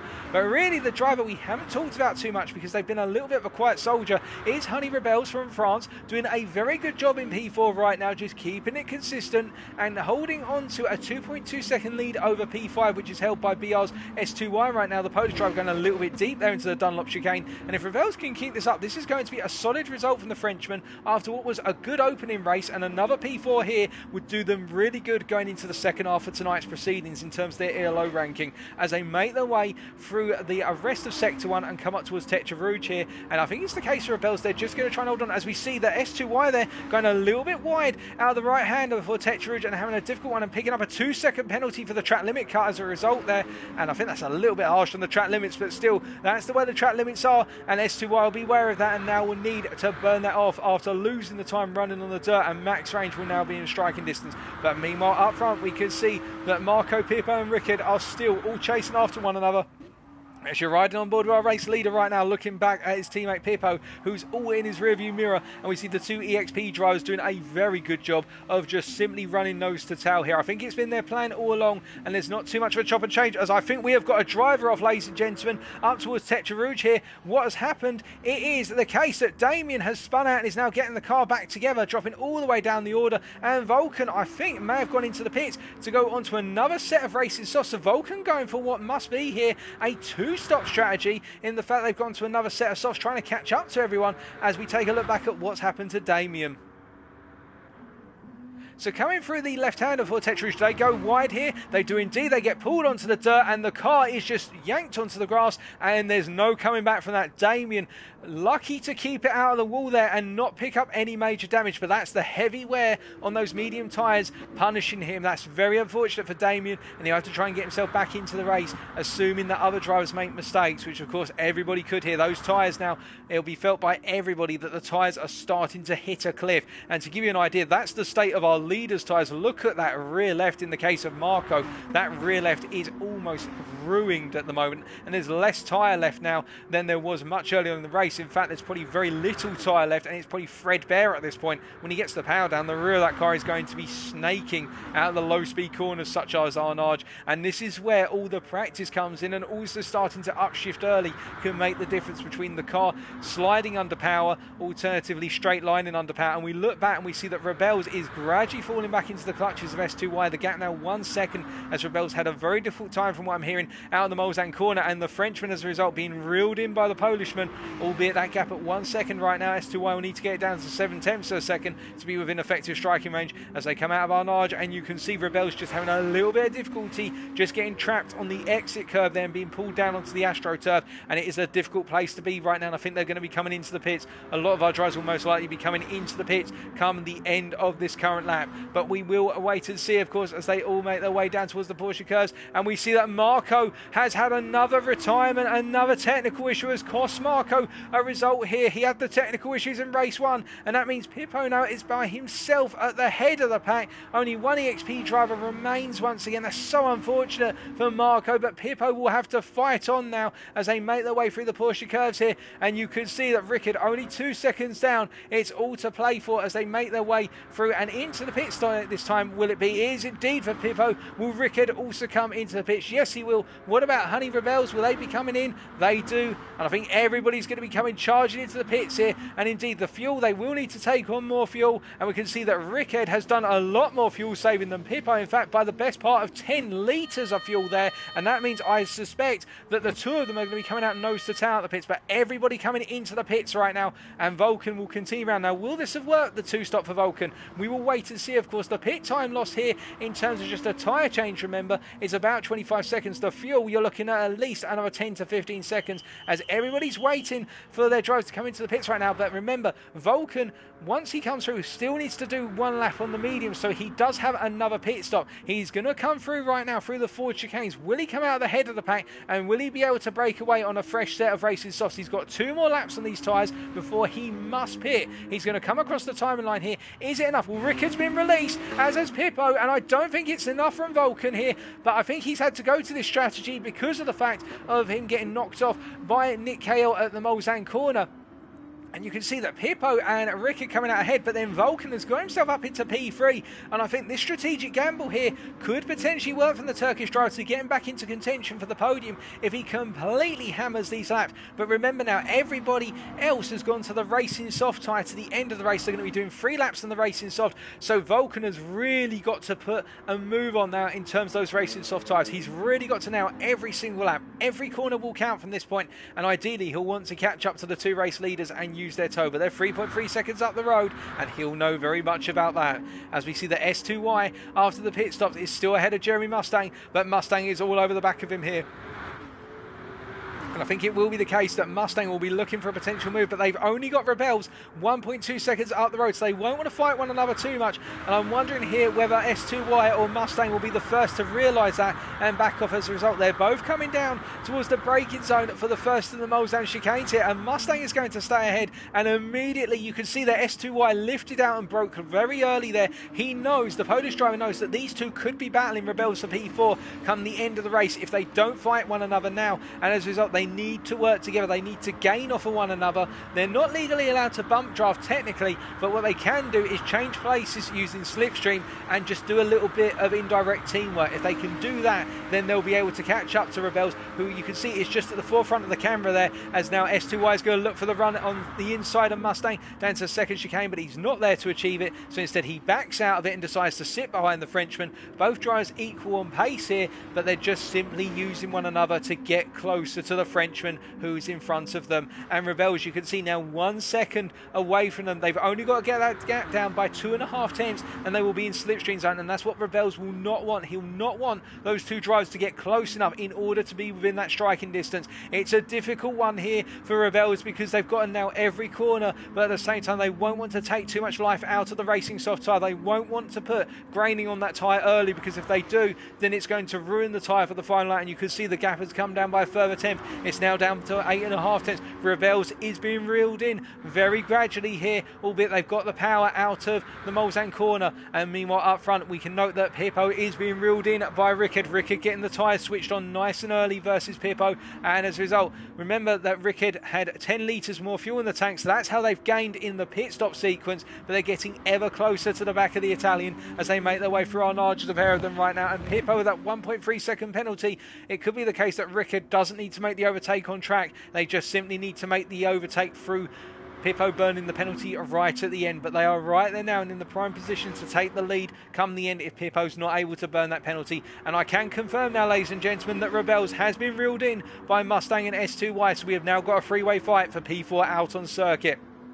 And looking further back, we can see that Max Range is just enough ahead of Nick Kale as Damien comes into the pits and the car is parked in the pits. I think this is going to be another car being retired here. The Frenchman not able to get the car back out on circuit, meaning we have lost 2 drivers on now that we're on lap number 5, but we've still got a couple more laps to go and we've still got 8 drivers racing out on circuit. We had 3 retirements in fact, because we also had the loss of Marco with the technical issues. So 3 drivers retired, we've still got 8 running, as Max Range is slowly being caught up by Nick Kale, albeit it's a little bit lap on lap. And we do see that Mustang burning his penalty there and letting S2Y through. And as a result of that, I think it's a tactical play here to let S2Y now take the lead. Perhaps Mustang feels he's a bit faster in the opening sector of the circuit and can therefore catch up to the Polishman for the Mulsanne Straight. As we do note, they make their way onto lap number 6 and Rebels is only 1.3 seconds up the road right now. Rebels having the best final sector out of the 3 of them. But of course, it's good to have one sector, but it's all about having the entire lap, and Rebels will know that more than anybody else in this situation right now. Meanwhile, up front, I can tell you that the gap between Pippo and Rickard is now 7/10 of a second. Rickard's just staying within that slipstream zone, just staying within arm's reach of it, albeit as they go through the through Tetra Rouge here. Will it be the case that Rickard's there as they go into the Mulsanne Straight? He's not there. He wasn't able to achieve it. So Pippo, in fact, might be able to pull away a little bit now through the Mulsanne Straight all the way down to what is effectively Mulsanne Corner. Can Pippo open that gap up and then use the gap at the end of the race to burn the penalty? And Volkan, my comparison, meanwhile, is 3.7 seconds down and not catching up to these guys right now. Volkan is the fastest driver out on track, it should be pointed out, with the fastest lap of 3:55.1. That was set on lap number 5, the lap we've just had, so they are the fastest driver here. And to give you a comparison, the last lap was set by Pippo as a 3:52.3, although Pippo's had a difficult opening chicane down the Mulsanne on lap number 6, and as a result, that gap between himself and Rickard has now closed up to half a second, and it's continuing to close due to slipstream here. But Volkan is gradually catching up to these guys, but remember, Volkan has to pit come the end of this lap as we understand it. Otherwise, he'll be subject to a penalty after race because he's got to use the soft and the medium, whereas everybody else has already used the medium and is now on the soft. And Rickard going for an early move here versus Pippo and goes a bit deep, and there was contact as a result of it as Rickard essentially jumped across the curb there and rejoined. Now, I'm not sure with regards to whether there's going to be any penalties applied in terms of track limits to Rickard. It doesn't look so, but that was something which I think Pippo was not expecting Rickard to return on the curb there, and as a result, Pippo has fallen down a position now and also has that penalty to burn, and I think they will be looking for a way back past here. If I was in Pippo's shoes right now, to be fair, ladies and gentlemen, what I'd look to do is just lift off a little early into the braking zones for corners and get rid of that 8/10 of a second penalty, so that way I can battle Rickard on the final lap, because right now if I get back in front of Rickard, I've still got a penalty to burn, and that means that I'm going to be vulnerable to Rickard on the final lap. So Pippo needs to play this one smart and recognise the fact that he can stay with Rickard. He's just got to get rid of the penalty, which will prevent him from finishing ahead of Rickard if he's still got it come the end of the race. Meanwhile, behind, we see that Rebels has pulled away from Mustang and S2Y once again. The gap 1.8 seconds. The Frenchman really opening up as we see that Rickard's still holding onto that lead right now. And in the battle for P5, we can see that Mustang holding on to the position 7.5 tenths ahead of S2Y. S2Y starting to fall a little bit off the pace here as they go for Indianapolis, but he does close up under braking initially on Mustang, but then loses out on the exit zone. I think really it's the soft tyre wear here that's catching some of our drivers out, and S2Y having a bit of difficulty keeping the soft compound together, although that was a very nice run out of Arnage there by S2Y, and as a result he's back in that slipstream zone. But really that is the story right now. It's the tyre life which is costing our drivers the ability to get close enough in some cases, as we see that Nick Kale has got past Max Range. That's happened over the course of that, although we didn't catch it on camera. But meanwhile, up front is the big question, of course, who's going to be our race winner? Will it be Rickard or will it be Pippo? Both of the Italians will want this win, of course, both racing for different teams. We see Rickard has gone deep into the final part of the Porsche curves here, although he's able to keep it together, and in fact Pippo taking too tight a line and as a result being caught out and having to straighten the steering wheel and lift off the throttle. They both come down towards the full chicanes, and we expect that Volkan, meanwhile in P3, is going to have to jump into the pits here with a 1.2 second penalty. In he goes. He'll be going on to the medium tyre for the final lap, so this is not good for Volkan. He'll be dropping down the order, but I think he'll know that this strategy could potentially potentially work if he won't have that contact like he did earlier on in the race, which cost him a huge amount of time. But as we go on to the final lap then, it is Rickard ahead of Pippo, 1 lap to go, and Pippo, remember, does have a 7/10 of a second penalty to burn. Meanwhile, Rebels in P3, they just need to hold on for 1 more lap for a well-earned podium here, and it's S2Y. They are ahead of Mustang. In fact, I think something's gone wrong with Mustang because they were ahead of S2Y before, but Mustang is now 2 seconds back and is going to have to try and hunt down S2Y come the end of the race. And it's Nick KL in P6 right now, well ahead of Max Range, and I believe that Max Range just chasing after him through the Dunlop chicane, and Vulcan still in the pits. They're putting fuel in the car as well right now, coming out of the pits on a medium tyre, so Vulcan is more using this as a test race now to know what they can do come race number 4, where I think Vulcan is going to be extremely strong for the final feature race of the evening.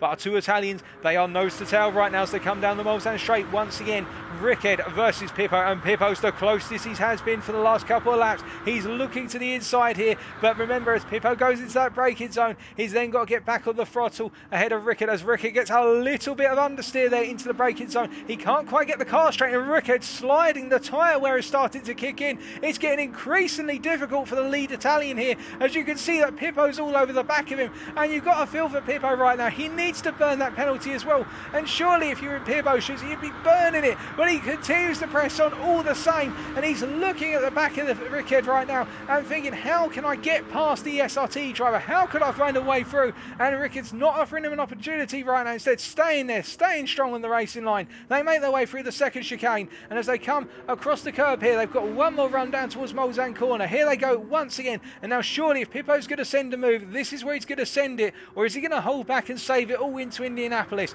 Because if he does so, it's going to be one mother of a move as they make their way down towards the Mulsanne corner. Then will Rickard hold on, or will Pippo try and find a move? Pippo's not going to look for the move here, instead he's going to stay behind. I can tell you, ladies and gentlemen, meanwhile further back, Rebels is still ahead as both drivers and our leaders go deep through Mulsanne corner there, and both just stay on track enough to avoid picking up an excess penalty. But we can see Rebels 2.4 seconds ahead, and S2Y being reeled back in by Mustang. Now meanwhile, our battle for a lead once again, we can see that Rickard versus Pippo, they make their way down towards Indianapolis. Rickard leading by 0.2 of a second, but Pippo's getting larger and larger in his race view mirror. Will he go for the move on the inside into Indianapolis? No, he thinks about it. He doesn't decide to go for it. Where's Pippo going to go for it? Or is this just an attempt at coming home in P2 in the end? He wants to put the pressure on Rickard as if to say, I could have had you if circumstances were different.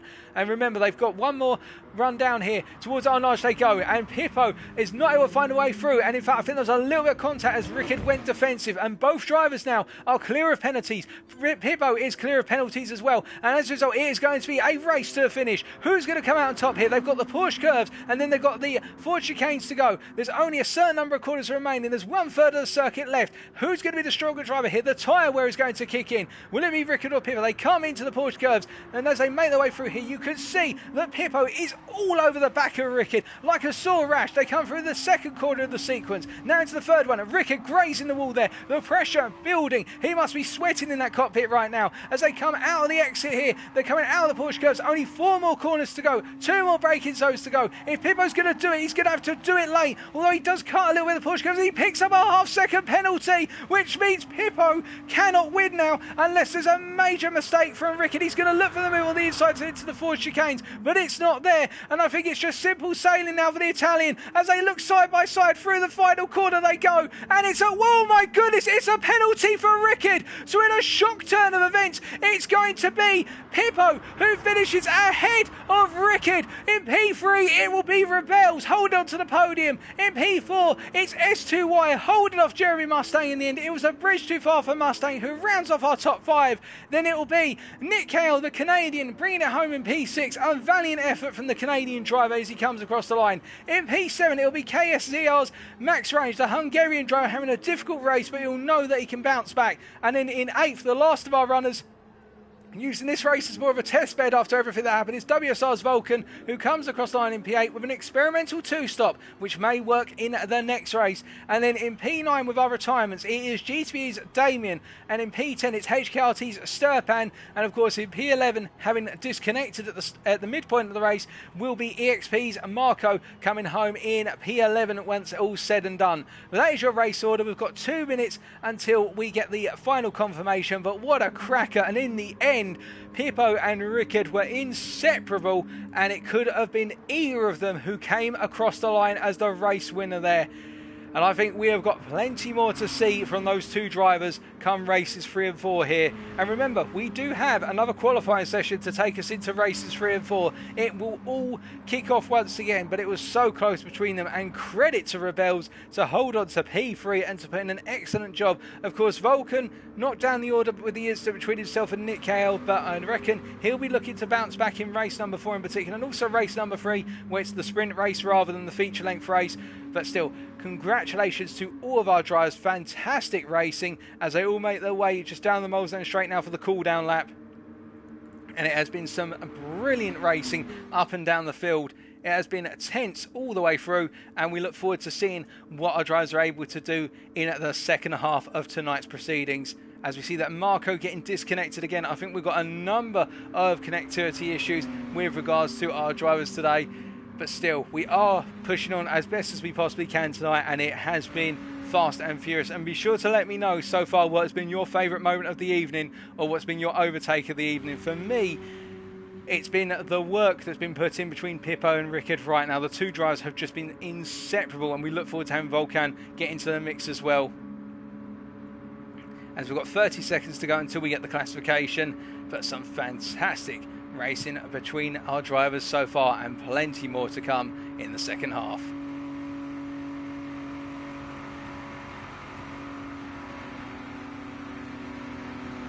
And you've got to feel, of course, for Damien, who I think does have a good amount of pace to be towards the top end of the midfield, but retiring in race number 2, the GTB driver will definitely be looking to bounce back in race number 3, starting with that qualifying session. And the same with Sturpan. I can imagine these guys will get back into the mix come the second half of tonight.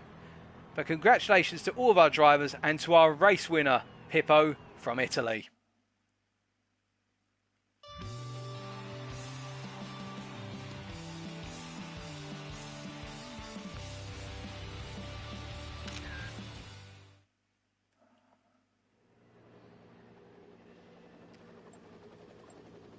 So what I can confirm to you, ladies and gentlemen, subject to any stewards' inquiries, of course, there are your race results. Our top 5 consisting of Pippo, who finished on pole. Sorry, not finished on pole, who finished at the top. Then Rickard in P2, the close battle between the two of them coming down to literally a pair of penalties separating them in the end. And Rebels from Honey finishing in P3 behind the SRT driver. Then it's BR's S2Y who finished in P4, and Jeremy Mustang rounding off our top 5, the Frenchman in 5th place there. Of course, Jeremy Mustang representing Team RTA. Great work by them. And the fastest lap going to WSR Vulcan with a 3:55.132 on lap number 5. But a very close race indeed. You can see there in the chat the conversation between Pippo and Rickard. Mamma mia, so close between the two of them. As we do see that we appear to have Damien leave the room. They may be trying to sort out some connectivity issues, but we are getting a plethora of issues. But we have now got a 10-minute break, so we will be back and underway with racing in 10 minutes time at 5 minutes past the hour. And I can confirm that Vulcan has just announced it was a mistake. He should have taken the medium tyre, but he made a mistake in the pits, and as a result, that's why he had to make the extra pit stop. It was not an experimental two-stop strategy there, although I do wonder how strong that strategy would have been if he had executed it without the incident. It was quite an impressive attempt at a two-stop there, although perhaps just not enough to get him into the fight if he hadn't had the incident. But we'll wait and see. But that is how it currently stands. So we will be back in approximately 6 to 7 minutes to get you underway with the second half of this evening. But until then, take a moment. If you need to take a bathroom break or get yourself some liquid refreshment or some food refreshment, feel free to do so. And we will be back in a short while.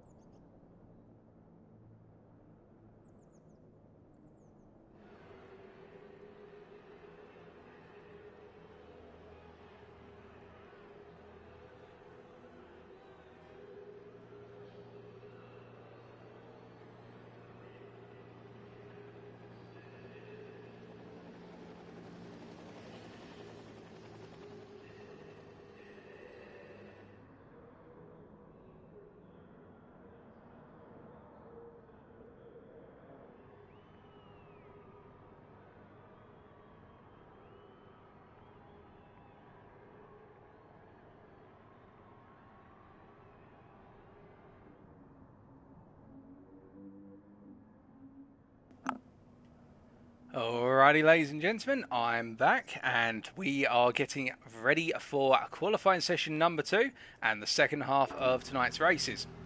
Now you're probably thinking at this point, okay, what's the difference between qualifying session 1 and qualifying 2? It's qualifying, our drivers will go around the circuit and set laps. Well, the difference is this time, qualifying session number 2 is only 6 minutes long. Now we've had to set it as 6 minutes whilst we're counting down to get underway.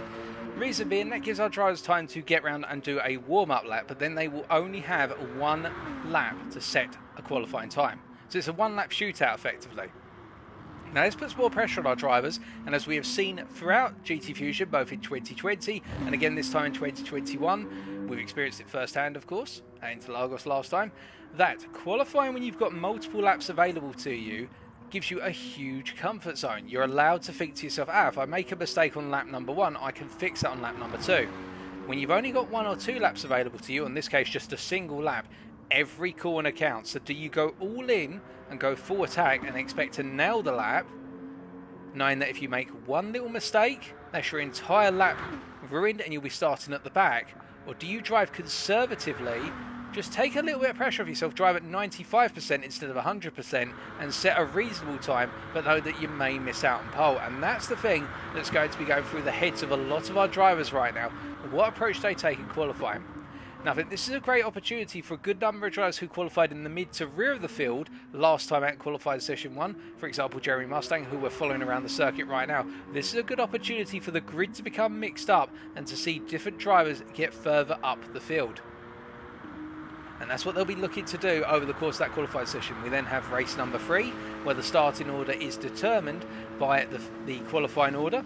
And then we have race number 4, which is the feature race, whereas race number 3 is the sprint race of 3 laps. Race number 4 is a 7-lap feature race again, where we have the 2 mandatory compounds and the reverse grid starting order based on the finishing order of race number 3. So that's what's going to be going through our drivers' minds, and they will be, of course, thinking about that all the way through, but a lot of pressure on them all, of course.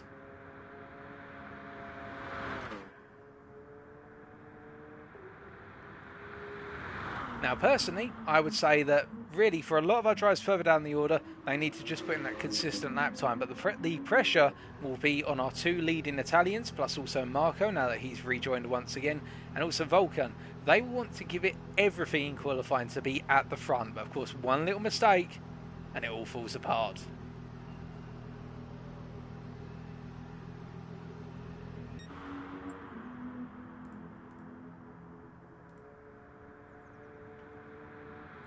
So we're expecting the countdown to get underway for qualifying session number 2 any moment now, probably within the next minute.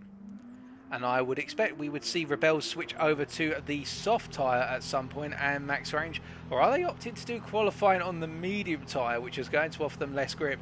And given the fact we don't model tyre wear in the qualifying session, that is going to put them at a disadvantage compared to the soft tyre. Perhaps they know something that we don't.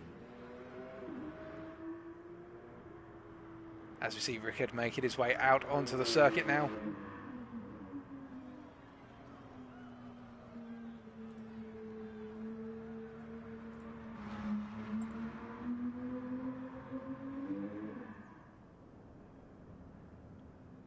And we are getting the reminder from Vulcan, there being a very gracious host, to tell our drivers to look at their tyres. And we see Rebels immediately switch to the soft, as does Max Range. So all of them switching to the soft tyre. I think Rebels didn't realise that. As qualified session number 2, the countdown begins. Who's going to be on pole come the end of it? Let's find out.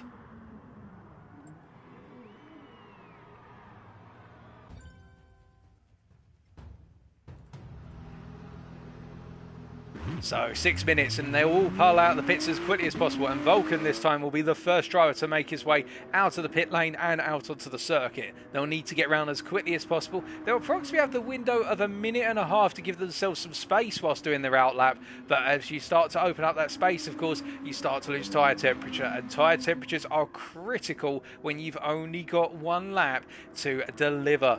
So as all our drivers are coming through, we can see and say hello to Mario Ciamella, who's wishing the best of wishes to Pippo, supporting this man right here, the Italian driver, of course, who's represented EXP tonight.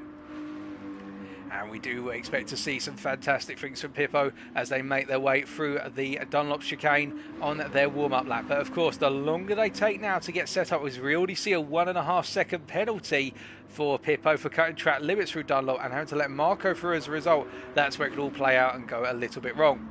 Now, another thing you've got to think about as well at this point for our drivers is, particularly when they've got a teammate involved, perhaps they may decide, you know what, to use team tactics and try to help one driver in particular get the pole lap, and the other driver will sacrifice some lap time. Perhaps we'll see that from Pippo and Marco over the course of their laps. One of them will act as the lead tow car, and the other car will act as the qualifying car. And it could be the case that Marco wants to get on pole or Pippo wants to get on pole and the other driver will assist them. We will wait and see, of course. But meanwhile, we can see that our field, most of them now down on the Molestown straight. We've only got one driver who's still in the pits, and that is HKRT's Sturpan, opting not to go out as of yet. And I believe they do not get out within the next 10 seconds. In fact, they have left the qualified session. So more technical issues for Sturpan. We are down to 9 drives as we see Pippo has had off and hit the wall at the first of the Molestown chicanes, and in fact has retreated to the pits. That is a disaster for Pippo. They're going to have to get out of the pits as quickly as possible. That's 4 minutes. They have got to now put in effectively a qualifying lap on their out lap. I don't think this is enough time for Pippo. I really do not think they're going to do it, or if they are, it is going to be literally by a second that they're going to get across the line. They have literally got to hammer this now, because that otherwise will put them right at the back there. And Pippo, of course, picking up that heavy damage off of the wall on the first Molestown chicane. That is a disaster. Will Pippo get across the line? We'll be able to tell you in 3.5 minutes. Let's wait and find out at the moment as they make their way around the circuit. And we can see that Volcan right now made his way down towards the Molestown corner and leading the pack. But again, the SRT driver of Rickard, the Italian, followed after. This is much like what we saw in qualified session 1. These two want to be around one. In fact, coming down into the Indianapolis corner, I should say. And we see that Volcan's actually made a mistake at Indianapolis, as we see that Mustang, meanwhile, following through here. Volcan's shaking the car around there, trying to get a little bit more heat in the tyres. Probably thinking to himself right now, where is it all going wrong? As we see he gets a little bit of snap oversteer as well out of Arnage.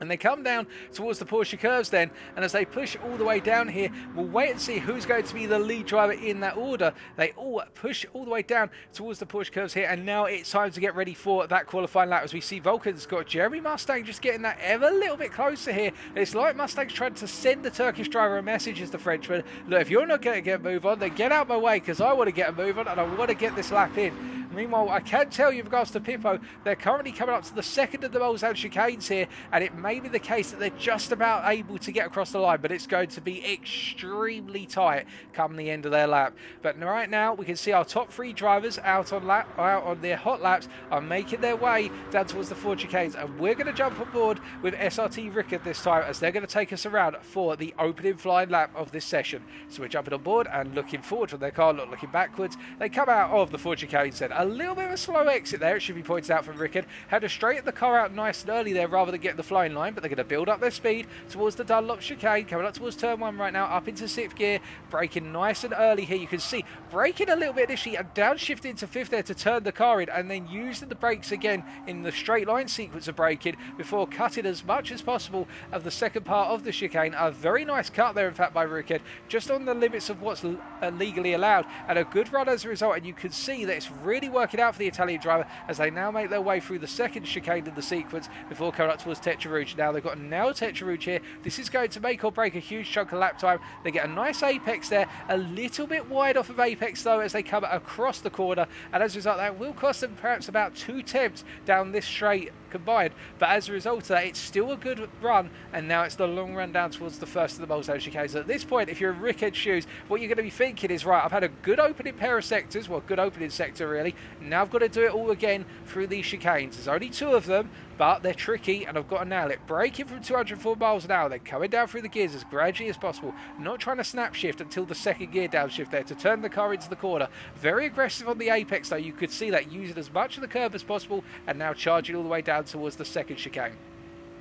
It's a good run so far as they come across the line at the second sector line there. Now they've got the second chicane awaiting them, of course, and this is the one which is going to make or break the straight, because remember, they've then got the long run down towards Molestown corner, and it's a shorter run by comparison with the one down to the first Mulsanne chicane, and as a result of that, they've got to make this one count. It's also a little bit tighter on exit here, and you see they get nicely nailed, and as they come across the exit curve to go down across the timeline for the end of Sector 3, a 44.3, a very strong lap so far from the Italian, making their way down towards the Mulsanne corner then, and this is the corner where they've got to nail that braking point. They've got to have all the heat in the tyres, because otherwise the car is just going to straight line off the circuit and understeer into the sand. But they break it down hard, and as they come down through the gears here, as we can tell you, by the way, that Pippo did make it onto a lap. They just squeezed across the line there. Some magical stuff from Pippo, so I'm pleased to announce that. So Pippo will be set in a lap.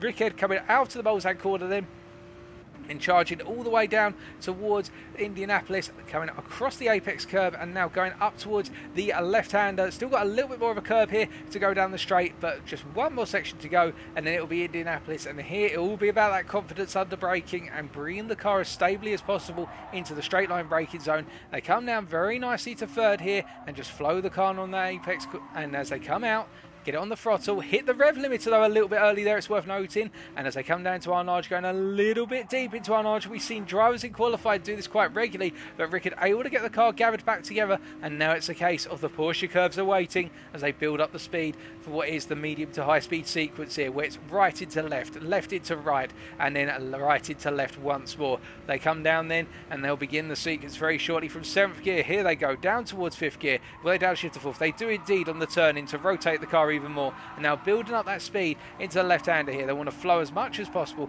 lift it off the throttle initially and not use as much width for the corner as they perhaps could, as they now come through the right-hander here, having to really try and tighten the car into that apex curve, and that's the switch back to the left-hander. You've got to do this nice and aggressively, and just missing out on that apex curve a little bit there, and that costs them a little bit of time on the throttle, about half a second of time on the throttle, getting it stabilised, but still it's a reasonable run for Rickard in the third part of the lap, and it's not as strong as it perhaps could be, but given the pressure of there only being one lap available, you can understand. And as the Italian now makes their way through the final chicane here to complete the lap, the provisional pole lap is going to be set at a 3-minute 50.9, and Vulcan immediately not being able to beat it, 1/10 of a second down. Mustang 4/10 down on him. And what about Nick KL? Can he do anything magical? It's going to be a 3:52.2 there for P4. So all of our drivers coming across the line in sequence right now from 1st to 4th. Will Max Range be able to get into the mix there? It's not going to be, as he's picked up damage somewhere around the circuit. And P6 right now is S2Y, and he's going to be setting a 3:54. So that drops down definitely into P6. Honey Rebels, can he do something magical to break the chain? And it will be a P5 for Honey Rebels so far. But what about Marco? We know he's fast, and it's going to be a 3:52.1 up into P4 for the time being, but we've still got a couple more drivers to come around, and it will be Pippo who is the last of our drivers to come around the order right now, and Pippo is the fastest driver out on circuit by a 10th at the moment. So Pippo having that mistake on their opening qualifying lap, in fact on their warm-up lap it should be pointed out, and not on their qualifying lap, and now having to do it all under pressure, and this is literally a time cooker waiting to blow. Will Pippo be able to nail it? They're a 10th up right now. They've still got 2 sectors to go. They're coming to the end of the current sector, and there'll be one more sector. The Porsche curves await. Here they go into them then. Can Pippo nail it? Let's see as they come across the timeline. What's their time so far?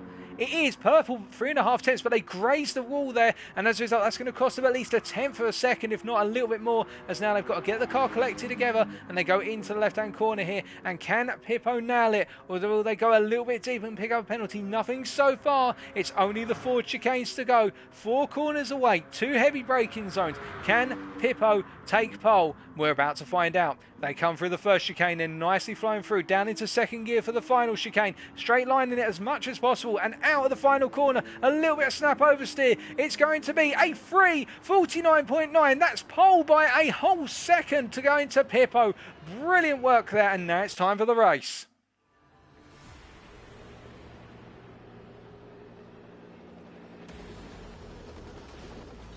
So as we pan down to grid then, it is Pippo on pole, but alongside them is SRT's Rickard. Behind them, Volcan and Jeremy Mustang. But what can Marco do from P5 and Honey Rebels from P7? Keep your eyes on them.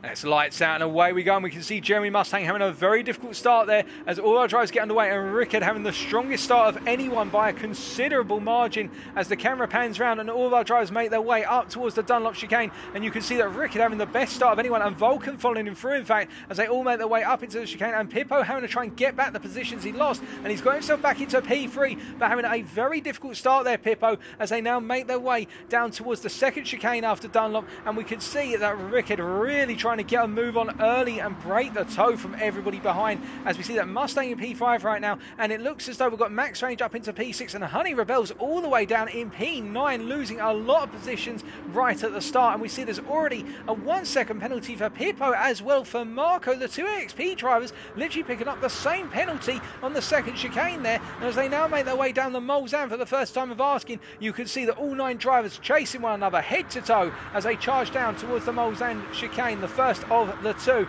and we can see that up front Rickard leading enough by now, but he's got Vulcan who's looking for the move on him but not able to find it this time as Pippo does a little bit of penalty burning, and we see there a little further back there's major contact between Max Range and Nick being forced wide as a result. Max Range backing out of it, but as he backs out of it he causes a concertina effect from all the drivers behind, and Jerry Mustang in P6. Well, Marco's made his way through, Jerry Mustang's got through as well, and we see that everybody's been able to pass Max Range with what happened there, and now they make their way down towards the second chicane. It becomes the slipstream mind games all over again as we see that Marco's on the inside versus Nick down into the second chicane. They're all going to try and cover it. They're 4 wide under braking down to the second chicane, but it's Marco who leads them in, and whoa my goodness, S2Y with a double move there as Nick has to take to the escape road off of the curb, and as a result of that, that will definitely see him drop the 2 positions, or at least 1 position. S2Y though, that was brave stuff, 2 for 1 up the inside into the second chicane, and now Nick has got to try and find his way past the pair of them as he can see he's in P6, and Honey Rebels is trying to get into this, and meanwhile up front I can tell you that Vulcan is under pressure right now, the WSR driver from EXP's Pippo, as they make their way out of the Mulsanne corner. And looking further back, we can see that the battle for P5 is literally intensifying in the fact that we have S2Y who is ahead of Nick KL right now, but the Canadian driver is not letting this go, nor is Honey Rebels, and then you've still got Jeremy Mustang and also Max Range trying to get in the hunt there, and it is literally 5 cars all squabbling over P5 like a herd of buzzards as they're making their way down, and we see that Sturpan, they can't get the car repaired and has had to retire completely from the room for the time being. He wasn't able to get the car out on circuit, but as they come down to Indianapolis, we see that Pippo goes deep, and as a result of that is not able to get the car straight lined out. He's not able to go on the attack versus Vulcan, but behind them, and Nick has got around, well, he's got around the position of Rebels, who was trying to find a way in on Indianapolis, but Nick under increasing pressure right now, and it's not working out for the Canadian driver at all as S2Y is being allowed to break away and trying to get away from what is a very difficult situation where we've got 4 drivers now competing for P6, and it is the case that Nick is trying to break it and make it so they're fighting for P7 instead. Will he be able to do it? However, I think he's got to put in a lot more time in order to be able to get away from those guys, because they are closing up once again through the Porsche curves as they all go through the midpoint of the sequence, the corners right now. But what we can see up front is that Rickard is doing his utmost to hold on to that lead, but he goes a little bit wide there at the end of the Porsche curves, as does Marco, and both of them, as if in synchronization, pick up penalties, and as a result of that, the EXP drivers having a really difficult opening race to the second half of tonight in race number 3. But after lap number 1, it is Rickard who is currently leading by half a second ahead of WSR's Vulcan, and then it is 1 up Pippo, followed by Marco, and then it is S2Y from BR in P5, followed by Nick in P6, who is being hunted ferociously by Rebels from Honey. Then it is a Mustang, followed by KS Cesar's Max Range, as they all make their way up towards the Dunlop chicane for the second time of asking, will we expect anything major from any of our drivers? I don't think so just yet. They're all sizing one another up, they're all getting in the swing of things right now, but we do see that Marco is catching up to Pippo here, and the 2 EXP drivers will need to work together to get back into that fight for the race lead. Meanwhile, BR's S2Y is trying to get away from Nick KL from TGT CQ, but what you can see is that the Canadian driver is really starting to close up, and S2Y, the pressure's just getting into a little bit as Jerry Mustang is into the wall.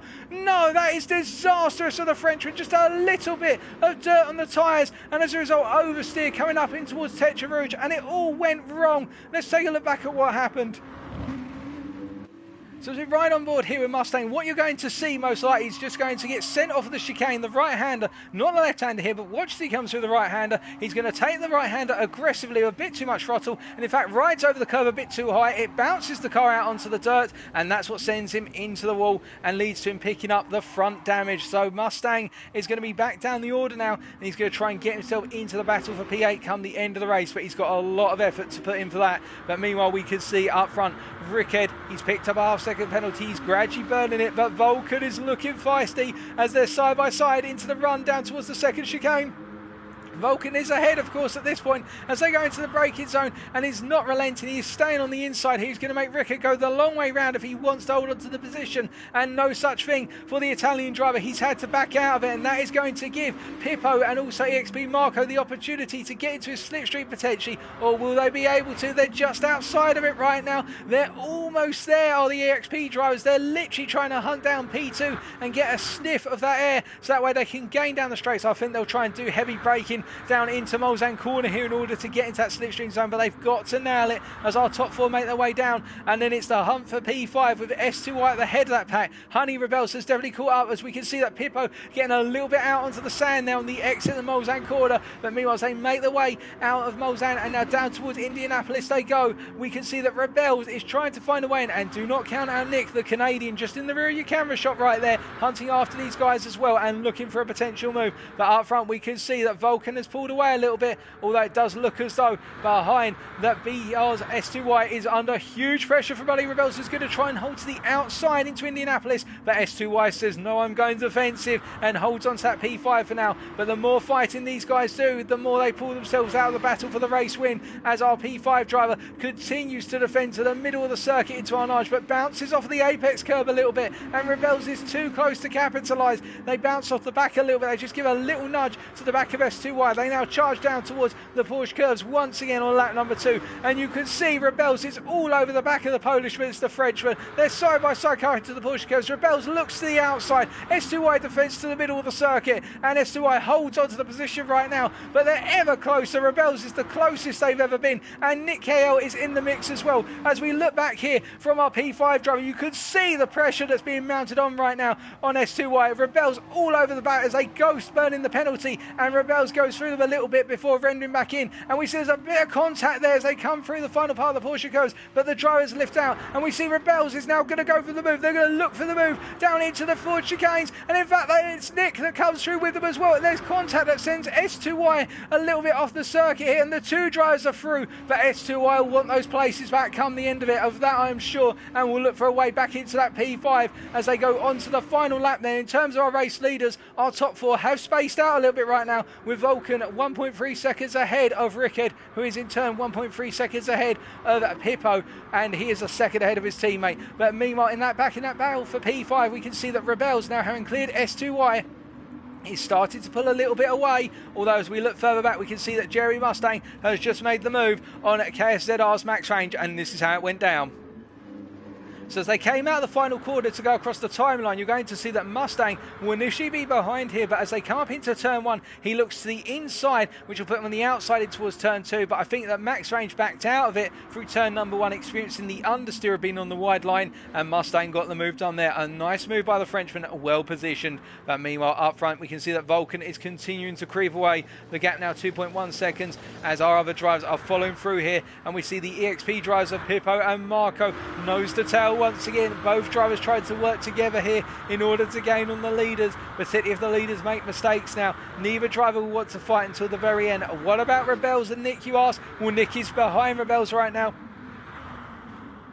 As we look on board from Nick's perspective, the Canadian driver, as we see Rebels go a little bit deep out of the chicane there, and that's going to cost him a bit of time, and Nick's going to have a chance at a move, I reckon, as they make the long run now down towards the second Mulsanne chicane. The throttle builds, the speed builds, Rebels plants it in the middle of the circuit, going to make Nick have to go a little bit onto the dirt there in order to get the job done. But remember, as they come into the braking zone, as we now switch to the external camera, Nick's going to have that initial run, but Rebels will have a little bit of an overlap, but they back out of it and decide to wait until the run down towards Mulsanne Mulsanne corner for a potential move. Here it's the case. I think Rebels is playing it a little bit smart, the Honey driver, and Nick going a bit deep out of the second chicane there, and now Rebels will be in the striking position, much like Nick was in the previous instance. As we see S2Y behind has picked up a 2-second penalty, and that's going to compromise, also a 0.2-second penalty, and that's going to be enough to compromise them for a little bit, as they're a bit too far back to be within striking distance right now. As we see at the forefront of your picture, the EXP drives stay in formation, but meanwhile Nick versus Rebels. Nick holds on to the lead into the Mulsanne corner here,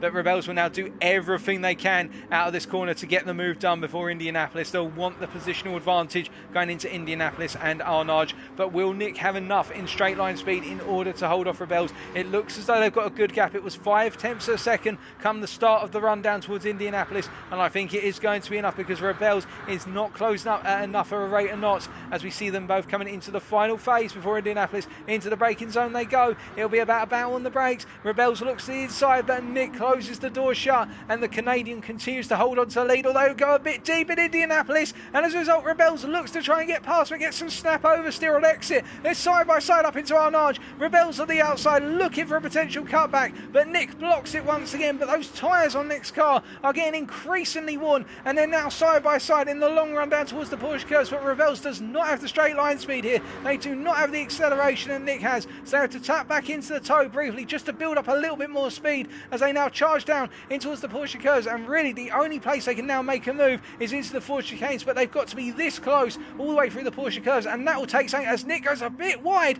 into the start of the sequence of corners, and Rebels is going to go round the outside. There's contact on the wall, but Rebels is going to have the inside, but they have to back out of it, and as a result Nick is back up into P5. Neither driver wants to give up this battle for P5 right now, as S2Y inches closer to this, and now it looks as though the Honey driver is all over the back of Nick, but will they be able to find a move? I don't think so. But coming through the final set of corners, we're a 3.7-second penalty, ladies and gentlemen, which they're going to have to burn. It is Vulcan. Will they pick up the win as they try to come across the line here? This is going to be incredibly tight. They just about do it ahead of Rickett, Pippo in P3, Marco in P4, and in the drag race for line, and Nick just holds on ahead of Rebels, S2Y in P7.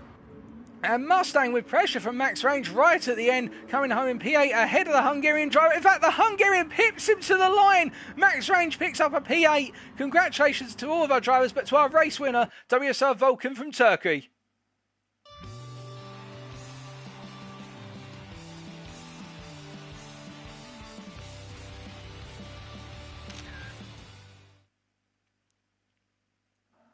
What a phenomenal race, and indeed that sets us up for a fantastic finale tonight.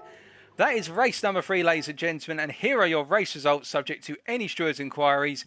WSR Vulcan bringing it home 1.3 seconds ahead of SRT's Rickard, and our podium being rounded off by 1-up Pippo racing for EXP, and his teammate Marco coming home in P4, and then rounding off our top 5 was Nick KL from Canada with a fantastic battle with Rebels at the end there. The fastest lap on lap number 2 are set by WSR Vulcan at 3:54.998, as our drivers now get themselves set up for the final race of this evening. The feature length race, 7 laps with a mandatory tyre change. It is going to be one highly anticipated race for all of our drivers, and who will be the winner come the end of it? I think Vulcan, if he can have a clear run, will really want to end on a high and pick up the win, or at least a podium in this one, after missing out so dearly so in race number 2. But we'll wait and find out. I'm just entering the results right now into my spreadsheet to give you an idea of how our drivers are performing tonight.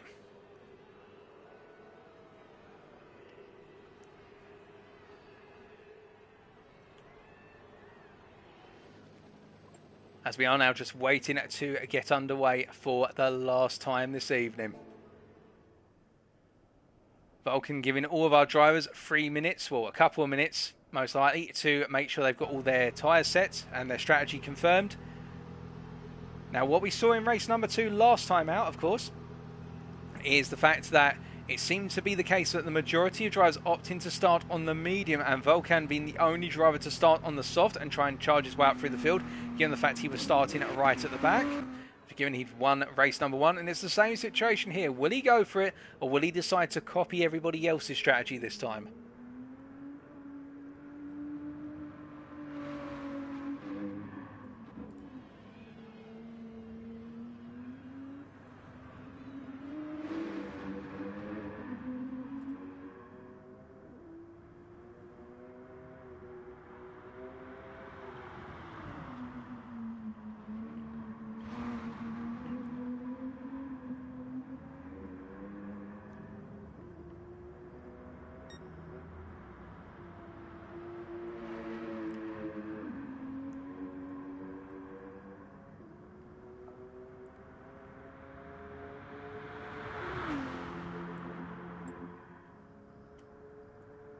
But we are just now counting down with regards to getting underway with tonight's racing. And place your bets, ladies and gentlemen, who is going to be our winner come the end of it. And to give you an idea in terms of the overall ELO standings after 3 races right now, it should be pointed out that our current driver who is leading, given the fact he has finished P2 in every race he has raced in so far, is Rickhead at the moment. He is in P2. Sorry, in P1 in our ELO standings for tonight, and it is Volkan in P2 right now with the 1st place, the 8th place, and another 1st place. And Pippo as well with the 7th, the 1st, and the 3rd in P3. Very close between those 3. And we look forward to seeing how it's going to play out between them as we get underway very shortly.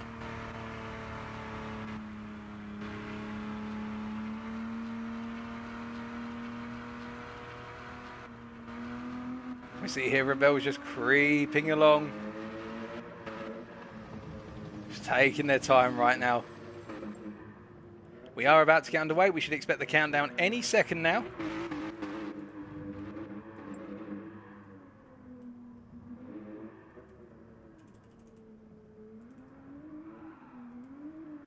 And here we go, ladies and gentlemen, race number 4.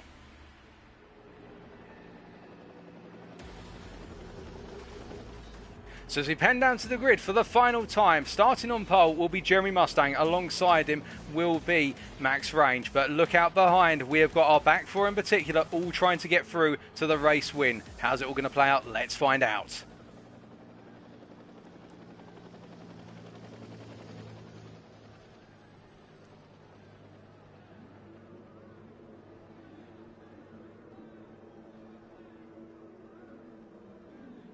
And it's lights out and away we go. And there was a jump start by one of our drivers at the back of the pack, in fact, there. That looked to be what looks to be Vulcan, alternatively a Rickhead by the sounds of things, as he has made his way off the line a little bit too soon and got the delayed start. But Max Range and Jeremy Mustang immediately going toward, as is S2Y, as they go up into the Dunlop chicane here. And it looks as though Honey Rebels has been pushed wide a little bit, but it's on the inside coming out the second part of the chicane, as all of our drivers make it safely through the chicane and now come down towards turn number 4 and 5. And we see that Mustang, whilst he's starting to get clear of S2Y the half-second penalty, and Max Range dropping down to P3, but still hold on to a good position. And Pippo has jumped all the way up into P4 already, and we see Nick KO and Honey Rebels in P5 and P6, causing the bottom half of the field to fall away, as our top 4 have broken away and have already broken the slipstream of the rear 4 cars. So we've only got 8 cars participating in this race, but already everybody is breaking open. Well, I should say there's actually 9 cars in this field. My sincere apologies, as we see that our back 5 have fallen off of the field right now,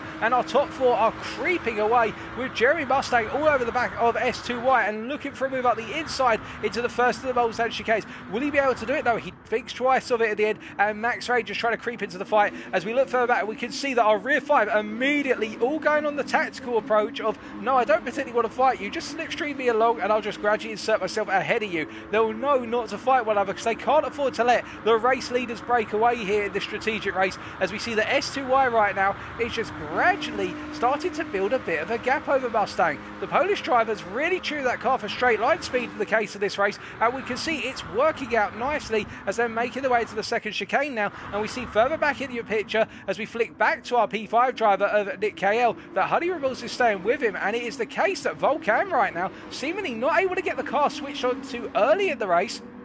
And in fact, Rickhead in P9, after that very difficult start, having a bit of difficulty there getting the tyres switched on, as they all make their way now in the long run down towards the Molesand corner for the first time of asking. And you can see now that the field is starting to condense a little bit again, although our top 4 are still notably ahead of the rest of the field, as the Bernardo Racing driver makes his way into the corner, and through it we can see that Mustang's staying with him, but Max Rage and Pippo both had a bit of a difficult time with Molesand, and now they go on the long charge down towards Indianapolis. Now what I would say is going to happen is we've got a lot of fuel saving at play. Pippo showed how much fuel saving was of value with regards to race number 2, the fact they saved 10 litres of fuel. It wasn't Pippo, my apologies, actually it was Rickett who showed the importance of fuel saving in race number 2, the first of our feature length races. And we know that Rebels and Nick Kale resuming where they left off last time, as they come down to Indianapolis here, and they do not change places. Nick holds on in the end, but Rebels all over the back of the Canadian driver, and we can see that Pippo and Max Rage also getting ever closer to one another. Max Rage has got have fallen behind Pippo. Pippo has got the move done as they make their way out of Arnage and now down in the long run towards the Porsche curves here. But you do have to think here that the top two in particular are running away with their own little race right now, and everybody else has got to settle down into an order and just simply try to catch up. As we do know, as they all come down towards the Porsche curves, nobody looking for a late move into the sequence, and now they all come in line astern, and we can see that Pippo is at the head of the chasing pack. And Pippo hasn't got past max range right now. I think we'll be thinking to himself, right, I've lost my ability to fuel save off another driver, but I've got the ability to deploy a little bit more pace, and that's what I need to use to break away from the Hungarian and go chase down the Frenchman ahead of me as they all make their way to the end of the sequence of the Porsche curves, and now the run down towards the Ford chicanes. As all of our drivers there going a little bit wide onto the exit curve of the Porsche curves there, but everybody seemingly avoided the penalty bar max range there, who went a little bit too deep. As they now come into the chicanes for the first time of asking, we can see that Pippo already started to close down Jeremy Mustang. So after lap number 1, it is BR's S2Y leading 1.8 seconds ahead of Jeremy Mustang, who is 1.5 seconds from the chasing pack. Pippo in P3, Max Rage in P4, Nick Cow in P5, Honey Rebels in P6, then we've got Volcan in P7, Rickhead in P8 and Marco in P9. And as we look back up to our P5 driver, we can see that Max Rage burning a penalty under braking there into Dunlop and a bit of contact, and Nick being held up as a result of that. And it means that Honey Rebels had to back out of it, so they've all fallen backwards into our P7, P8 and P9 cluster as a result of the slight bit of penalty burn for Max Rage, who I think was just trying to innocently take the corner there. So now it's a case that our top guys are starting to afford some time out on circuit to pull away, and Pippo is now 1.2 seconds clear of our P4 driver, so that becomes the P4 pack chasing after leaders as Mac Grace goes a little bit wide at Tetra Rouge. Is that enough to pick up a penalty as he comes out of the corner? It doesn't look to be the case. He just about kept it online as they now make their way down the Mulsanne once again, and you can see that all of our drivers taking a very different approach compared to what we saw in race number 1, none more so in fact than Volcan. And it is now time for us to take a look at our drivers' tyre choices. So our race leader is on softs, that's S2Y, that's why he's been able to pull away a little bit, as we see that Mustang on the medium, Pip, oh, and I see that Max Rage has gone flying off the circuit after interrupt by train of thought there, ladies and gentlemen. Max Rage having a disastrous run into the first of the Mulsanne chicanes, and as a result now is effectively under huge pressure and has picked up an additional penalty for that run off there, as we see that Nick Hale is trying to find a way past, and Honey Rebels will look to also come through here. He's likely to lose 2 places with a single stone as they make their way down towards the second chicane, and you can see that Volcan's going to try and make it 3 places as he's also flashing his lights here to try and get the message through to Max Rage. Look, I'm coming through. You're going to let me through whether you like it or not. And Rickett also comes through. So Max Rage losing 4 places, albeit he tries to fight Rickett, but Rickett comes through. And all the same, the Italian now side by side with the Hungarian, but the Hungarian's got nowhere to go and has to back out of it as a result. So that's just one mistake in how many places it can cost you, as Marco is further back right now and just watching on. Rebel's looking for the move on Nick. He's finally going to go for it down into the Mulsanne corner. Will he be able to get it done? He's been wanting to do this for lap after lap, race after race. He gets it done, or does he? Because he has to give the space to Nick, who is on the outside all the way through the corner. He comes down now towards the long run into Indianapolis. Here they go. It's a drag race. Rebel's on the inside, Nick Howe on the outside. Who's going to be the braver of the two when they come into that extended braking zone? It's so close, and we can see that Volcan in P6 is right behind these two and trying to give himself a little bit of space to turn this into a 3-wide scenario. He's not going to be able to do it. Rebel's on the inside, into the braking zone they go, and it's a case that Nick stays on the outside and flows all the way around. Rebels just cannot find a way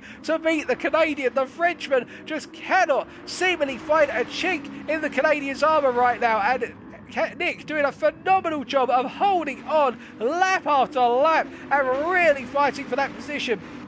Of course, it's all well and good to fight for the position, but he's got to be wary of the fact he's enabling the top 3 to pull away by doing this a little bit. As we go back to looking at our tyre summary right now, and we can see that Nick on the medium, then we've got Honey on the medium as well. We've also got Volcan on the medium, we've got Rickhead on the medium, we've got Max Rage and Mark on the medium. So everybody on the medium, apart from our race leader S2Y right now. And S2Y, of course, trying to pull away from the field by running the soft tyre, but I don't think it's working out too well. He's not pulling a big enough gap per lap right now. The gap he's opened up is approximately 1.5 seconds a lap. He needs more than that from the tyre in order to be able to pull a significant lead here, but he's not achieving enough right now as it currently stands.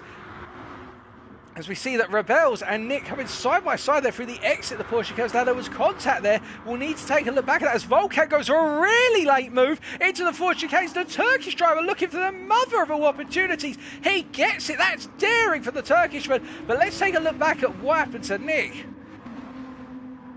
So as they were covering the Porsche cars here, you'll see Nick's at the front of your picture versus Rebels. Does he just get it wrong on the exit out of the final left-hander here? Because it looks so slow. By comparison, it did. He goes deep and runs off, and he has to lift out the throttle to avoid the penalty, and that's how Rebels got into it, but he still picked up the penalty, and that's how the contact kicked off there. Well, that explains it all, but Volker with one very impressive overtake, and now chasing after Rebels here. Remember, he's on the medium this time, not the soft. So right now, Volker doing everything he needs to, and I think if he can stay within 10 seconds of the race leader, he'll feel that he's got approximately a 1 to 2 second natural pace advantage over the top two drivers. He could be in a position here to really hunt them down come the end of the race, but of course he's got a long way to go yet.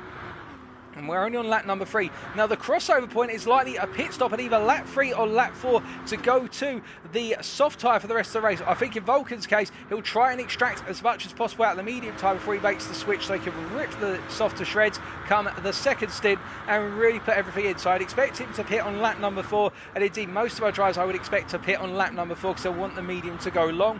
As we see, they all come down towards the moles as chicane, and Nick getting it all wrong, and Max Range as well. 2 drivers this time going very, very deep. What on earth happened to Max Range? Let's take a look. So as we jump on board here with the Hungarian driver, I think he's got a massive overspeed here, and you're going to see he's going to have a huge overspeed into the braking zone. That's going to be about 206 miles an hour most likely into that braking zone.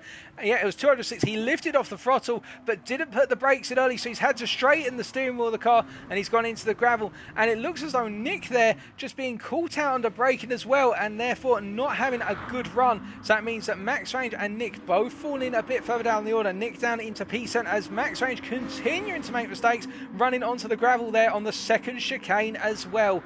Now as our drivers make their way down towards the Mulsanne corner, we can see that S2Y is starting to lose the advantage of the soft tyre versus the drivers behind him. We can see that the tyres are falling off considerably, and that's why he's now struggling to get the car on the power on the exit of Mulsanne. Although I say that, and then Jeremy Mustang makes a similar mistake for RTA as he makes his way out of the corner. But Pip over Rebels and Volkan all chasing after our top 2, and you can see Rebels now under an increasing threat from Volkan as they make their way down towards Indianapolis. We're riding on board with the Frenchman here as they're making their way down the second phase of this straight, and you can see Volkan all over the rear of Rebels. Now will he look for a move under braking into Indianapolis? He's looking for it. He's going to go for it on the brakes here on the inside. Will he have it, or will Rebels sweep it back on the outside? Rebels sweeps it around. I think Volkan backed out of it a little bit as well, to be fair, realising he just needs to put the pressure on. But Pippo going wide there, and Rebels taking a nice conservative line as we see that Nick losing a little bit of pace once again, and Rickard as a result holding on to that P6 right now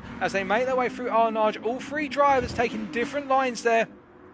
The grip's available to them if they can find it, and that's the long drag race down towards the Porsche curves. It's going to be Nick on the inside. It's going to be Rickard on the outside once they come up to the Porsche curves. Will Nick be able to fight on for P6 here versus Rickard? The Italian driver will want Nick to back out of it, but Nick's got the pace to go round him, and as they go into the Porsche curves, you can see Marco cannot follow through, and Rickard has to stay behind, sandwiched between the Italian and the Canadian, where it's the case that Marco right now I think will be thinking to himself, I really want to be further up. I want to be in that top 5. I do not want to be back here, and Marco having a very difficult time. But of course he does have the opportunity to do a lot of fuel saving here, but he is losing pace compared to our leaders.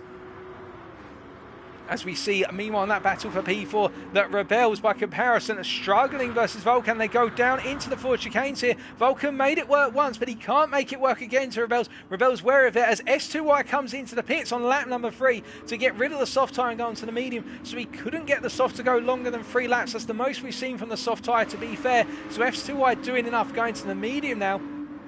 But I do wonder with S2Y whether this is a bit of a gamble, because he is going to come out of the pits in clear air, which will be beneficial through the cornering sections, but down the Mulsanne straight he will lose time compared to everybody who's got a tow. So S2Y taking a strategic gamble going to the soft early and being the only driver to do so.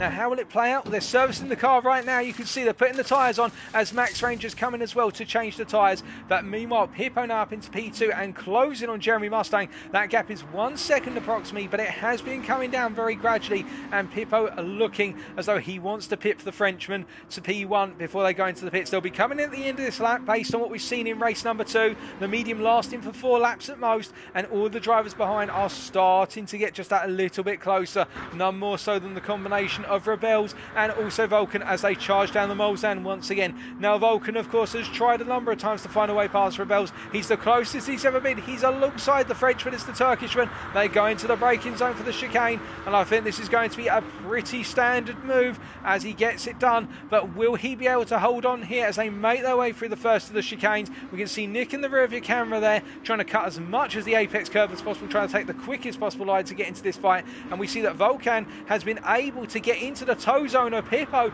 so he will have some defensive slipstream versus Rebels, and Rebels now can use this as an opportunity to fuel save. Vulcan has less an opportunity to, because he won't want the Frenchman coming back past him, knowing that Rebels is a strong defensive driver and will want to try and pick up a podium come the end of this race. But you can see that Vulcan now closing up to Pippo, just a little bit under braking here.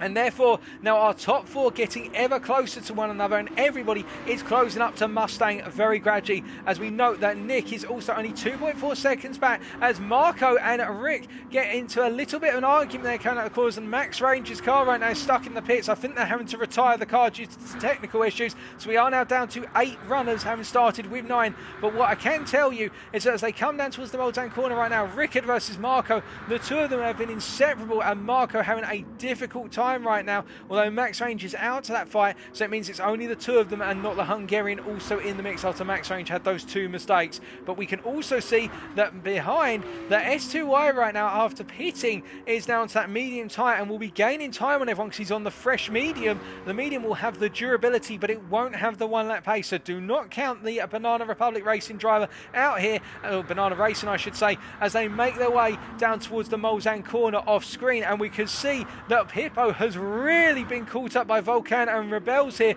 and I think Pippo might be backing off a little bit, knowing that he's only 1.3 seconds down on Mustang, and perhaps he feels he's got a fuel saving advantage here that he can use versus Mustang as he gets it very sideways coming out of the Arnage corner. But you'll note as well that Pippo's now got a 4.1 second penalty, so I think there was a mistake somewhere on this lap, because to have that bigger penalty and to see the gap between himself and Vulcan come down, as Mustang also got it nearly wrong coming out of Arnage. So our top 4 are all within a second of one another right now, and this is going to make it very close in the pits. It's all going to be about who can get in the pits and get out there having refueled the least right now. With all of our pit crews having the same pit times here, it means it's all about the fuel going into the car, and I think the ones to watch out for will be Rebels and Vulcan, although Pippo is very strong at the fuel saving element as well, as we see that Nick KL is chasing after these guys, but he's falling away from them, and Marco and Rickard, they keep changing places, do the 2 Italians, and they're only 6 seconds down from our race leader right now. They're all going to come into the pit surely at the end of this lap. Mustang's into the pits,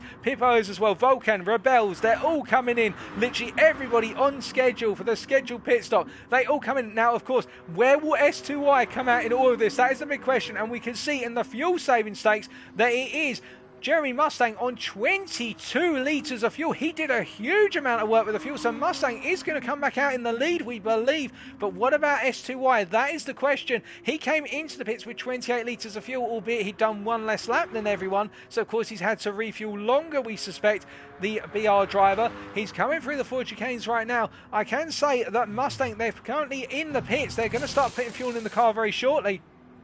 But S2Y making his way out of the chicane right now, and he's coming across the timeline. I think S2Y has pulled a blinder here, folks. You're going to see he's going to be on the right of your picture. Watch the left of your picture. You're going to see the drivers of the pit start coming out very shortly. And S2Y going into the pits was about 3 seconds ahead of everybody, and he's come out after all this. And Jeremy Mustang is in the lead, but S2Y is now 5.5 seconds clear of everybody. So the Polish driver, if he can hold on to this, could come away with the win here. Strategically, he's got a good gap to play with, but has he got enough in the tank and lap time wise? Mustang in P2, Vulcan has jumped Pippo through the pit stop into P3, and now you can see that Rebels has dropped down, having to put more fuel in the car in P5. Marco in P6 still ahead of Rickard, and Nick with all that refueling is now behind everybody And we'll need to find a way back into the fight by using Rickard and also Marco to catch up. But do keep in mind, of course, that we have still got 3 laps to go and anything can happen in those remaining 3 laps. But right now, you do have to imagine that S2Y is in a really strong position. He will be gradually caught, of course, because he is not on the optimal tyre. And in fact, he's already lost a second to Mustang over the course of this Porsche lap alone. But he is going to be in a strong position because the medium tyre is the more durable tyre and it can go longer. And of course, if Mustang, Vulcan and Pippo all start fighting for position, they're only going to let S2Y creep away with a race win. It could happen any which way or the other. I think we've got potentially 4 drivers all within a chance of a win, and perhaps the outside chance of Rebels also picking up the win, but we will have to wait and see how it all plays out over the remaining now 2.5 laps. Further back, of course, we can see Rickard and Marco still working this one together. They have literally been nose to tail throughout. Marco looking for the move this time versus Rickard down into the second chicane, and I think Rickard's just going to let this one go, or will he? In fact, Marco has to tuck back in behind as Rickard has got the stronger braking approach going into the chicane there, and as they make their way through, and Nick now closing up to these guys, and he'll use this to pull him along. But meanwhile, back up front, we can see that gap when you've got S2Y there ahead. 3.4 seconds, the gap is coming down. The drivers behind are getting their tyres switched on here, and we see that Vulcan in a battle with Pippo. So the battle for P3 is now kicking off, and Pippo on the inside of Vulcan into Mulsanne, and this is not what Vulcan will have wanted. He will have wanted for Pippo just to sit behind him, because if these two fight too much, then it means that Mustang will start to creep away, and of course they give one another penalties as well.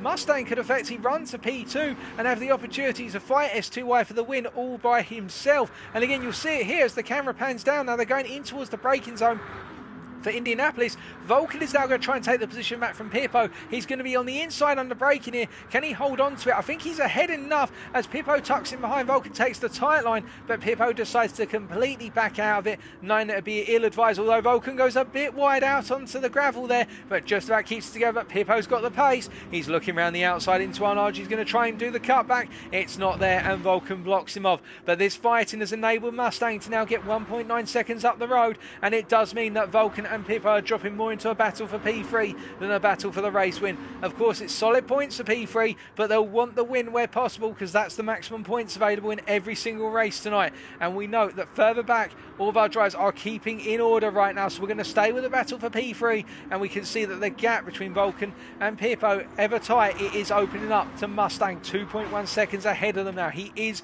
pulling away gradually, and he is closing down that gap to S2Y. The gap now down to 2.4 seconds. He's taken approximately 1.8 seconds a lap out of our race leader. He will be in striking distance on the final lap, if not sooner, if he plays his cards right, Mustang. But of course, remember, that soft tyre after 1 lap already starts to show significant signs of wear. After 2 laps, it's near its end. Can Mustang keep the tyre alive just long enough in order to be able to be competitive versus the medium wearing S2Y on the final lap? We will wait and see, of course. We'll keep our fingers crossed for a fantastic final battle, but even if not, I'm sure the hunt is going to be thrilling to watch, as we note that Vulcan is still ahead of Pippo, and we look further back and we see Rebels is gradually catching up to the battle for P3. 1.7 seconds is the gap. Behind them, Marco and Rickard still changing places. I think the two of them are more interested in changing places for P6 than hunting down Rebels. It's only 2.6 seconds up the road, and I think if these two continue to do this, they'll definitely have a good fight for P6, but it won't be the battle they wanted come the end of the race, as we look back up to our battle for P3. And Vulcan now starting to pull a little bit away from Pippo here, and in fact, it's worth noting that S2Y has already been reeled in massively by Mustang in the first sector alone. Surely S2Y has made a mistake on the braking. There's no penalty, but he's been reeled in. So as we take a quick sip of water, we can see that Mustang is going to close up.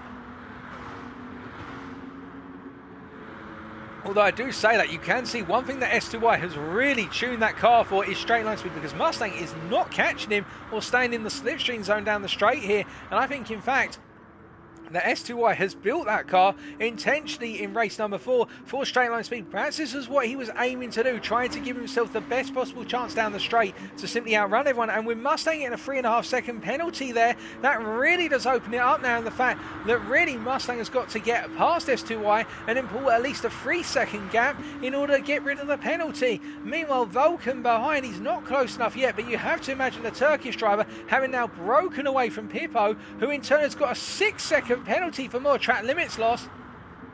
Pippo now is falling backwards into the clutches of Rebels for a battle for P4, and Vulcan can now hunt down our leaders, who are literally nose to tail. And S2Y really struggling to fend off the softs of Mustang and also Vulcan, and already it looks as though S2Y is going to go for the move here, go for the defensive move here, and it is a case that Mustang is going to look all the way around the outside. They go round into the Mulsanne corner once again, and it looks as though Mustang's going to try and sweep round the outside, but there was contact all turkey. I think Mustang's had to open the steering wheel up literally at the last possible moment there, but that looked very, very close for quarters, and now Mustang is back there as Vulcan is chasing after him. But it is definitely the case, as observed by Jack Bowers in the chat, that S2Y's car, the ride height at the front of the car is higher compared to everybody else's. He's got that front end raised up into the air. I'm not 100% sure why. It's keeping the low end down though. Perhaps it's helping him with the cornering. But you can see that Vulcan are on the back of Mustang right now in that battle for P2. And it looks as though S2Y is being given another opportunity just to eke out a small gap, which may keep him safe for this lap. But then on the final lap, you can imagine that Mustang and Vulcan will literally do everything they can to take S2Y's win away from him as they make their way out of Arnage and now up towards the Porsche curves. And we look back to P4 and we can see that Pippo creeping a little bit back into this now. The gap coming down to 1.3 seconds and Rebels not able to close up enough. Still 1.5 seconds the gap between P5 and P4 as we see our top three all make their way into the Porsche curves in the order they entered. Now, as we look back to what happened here, what you're going to see, we ride on board initially with S2Y in the braking zone. Mustang is going to try and go around the outside into the Mulsanne corner only earlier, and you can see there was contact between the two of them. As we flip the camera forward, Mustang tried a daring move around the outside, but I think that was only going to go one way, albeit S2Y has made a mistake somewhere. We've lost that off camera, and Mustang is ahead of him whilst we're looking at the replay. We will come back to that in a second, folks, but Vulcan also followed through with S2Y, seemingly making a mistake, but he's hit on the rear end, is Vulcan. But this time he's not knocked off the circuit. Vulcan not experiencing what happened in race number 2, and S2Y immediately braking hard to avoid causing any more issues, and the Banana Racing driver now under pressure from Pippo Rebels as we go on to the final lap. It is Mustang leading right now, but he's only 0.6 of a second ahead of Vulcan, who in turn is 1 second ahead of S2Y, who's now got a face full of Pippo behind him, only 2 tenths down, and then Rebels from Huddy 1.2 seconds behind the battle for P3, looking to get into this fight. And I can tell you that Marco, Nick and Rickhead are all battling for P6 still. Rickhead has fallen to the back of this pack. All three drivers experiencing that tyre wear to the utmost now and continue to fight. But meanwhile, in the hunt for the lead, Vulcan is getting ever closer to Mustang and is looking as though he'll be at a striking distance come the Mulsanne straight. He's just got now Tetra Rouge as we see that Pippo has added to his penalty once again over the course of the second Dunlop chicane. And now Vulcan, meanwhile, he's got a 0.7 second penalty. In fact, he could just sit behind Mustang for the rest of this race and it be enough. But let's find out very quickly what's happening behind them, and we can see that S2Y side by side with Pippo right now. It's a drag race down towards the first chicane. And I think we're going to be seeing this non-stop over the course of this lap. Pippo on the inside, S2Y on the outside. They go into that braking zone. Pippo being the bolder of the brakes normally, and it is the case here. Holding on but going very, very aggressive on the brakes. Trail braking it all the way in. And S2Y doesn't have a comeback initially, but we can see that Rebels is now in there as well. So we've got a three-way fight for P3. And meanwhile, in the battle for the lead, you can see that Mustang is being hounded by Vulcan, but Vulcan won't want to make the move until he's absolutely ready to. He's looking for it. He's coming down into the second chicane. He's on the inside and Mustang backs out of it, looking to burn a little bit of the penalty off, and Vulcan meanwhile takes the lead for the time being. And behind them we've got a three-way battle into the second chicane. Pippo in the middle, S2Y sent wide, and Rebels doing exactly what he did only races earlier, getting a 2-for-1 special. My goodness, Rebels there up into P3. That was some brave stuff from the Frenchman to make that move, and he's made it stick. Now what about Vulcan versus Mustang? We only saw this a lap before, and Vulcan on the outside, Mustang on the inside, and Vulcan immediately lifts out of it, knowing he does not want to experience what happened to Mustang in his battle with S2Y on the previous lap. But Mustang goes deep, as does Rebels a little bit versus Pippo, and we see that S2Y, the tyres are falling off the cliff, and now Marco, Nick and Rickett are all trying to get in there for the battle for P5. But up front, our two race leaders, they're coming down towards Indianapolis. It's the final lap, and as they come in, Vulcan on the inside, Mustang on the outside, they're coming up towards towards the braking zone now. Who's going to be the braver of the two? Vulcan's in the lead right now. Mustang, I don't think, has an answer immediately, but he's still got Arnage. He's still got the Porsche curves to go for a move. Vulcan's got to nail it out of every corner now to hold off the fast-charging Frenchman. He'll want to come out, and Vulcan goes defensive initially into Arnage, but both of them are burning penalties, and Mustang is completely lifted off here to burn penalties, and Rebels is now up into P2 as a result of it. An odd place to burn penalties, if you don't mind me saying, but it releases Vulcan to run away with the race win, although he has got a half-second penalty to burn. Rebels now in P2. He's got Mustang all over the back of him. The Frenchman there, Pippo, has fallen out of the battle for the podium. Rebels versus Mustang. They go up into the Porsche curves. Mustang on the inside. Rebels on the outside. Mustang goes to the move on the inside. Rebels looks at the cutback, but Mustang parks it on the apex. They then go to the left-hander. Mustang here has got enough, I think, in order to hold on for the time being, but there's still the Ford chicanes. There's still two major braking zones to go. Rebels will need to be as close as he possibly can be in order to get that second place back. Mustang holds on for the time in. They both come out the left-hander. Mustang goes a little bit wide. Is that a penalty? Because if so, that's going to completely compromise it. Meanwhile, ahead of them, Vulcan now, the 1.6 second penalty. He's picking up too many penalties. He's going to burn it under braking, but Mustang is there. Could the Turkish driver have thrown it all away with a penalty right at the end? They come out the final corner, and it will be, ladies and gentlemen, Mustang is going to go on to win ahead of Rebels, and then it will be Vulcan in P3, Marco in P4 with Pippo's penalties, Nick in P5, S2O in P6, Pippo in P7, and then Rickard comes across the line in P8, and Max Range with that retirement coming home in P9. What a cracking ending. And you thought that Vulcan was going to have it all, but just a late penalty coming out of the Porsche curves, taking away what was looking to be a certain win. And instead, this man right here, Jeremy Mustang, representing RTA, holding on to what was in the end a P1, a brilliant effort from the Frenchman, and Rebels just not having enough to be able to stay ahead of Mustang come the end, but still I think will be extremely pleased, as will Team Honey with that P2, a very deserved result. And Vulcan in that P3, he'll be thinking to himself, I think, if only I hadn't have made that tiny little mistake. But still, and Marco will be thinking to himself, I think, well, I did expect to get a P4 at the end of it, but you know what, I'll take it, because he was battling for P6 for the majority of the race, and Nick with that P5. Goodness me, what an ending to tonight's performance from all of our drivers. You couldn't have had a closer ending tonight. And that was absolutely phenomenal.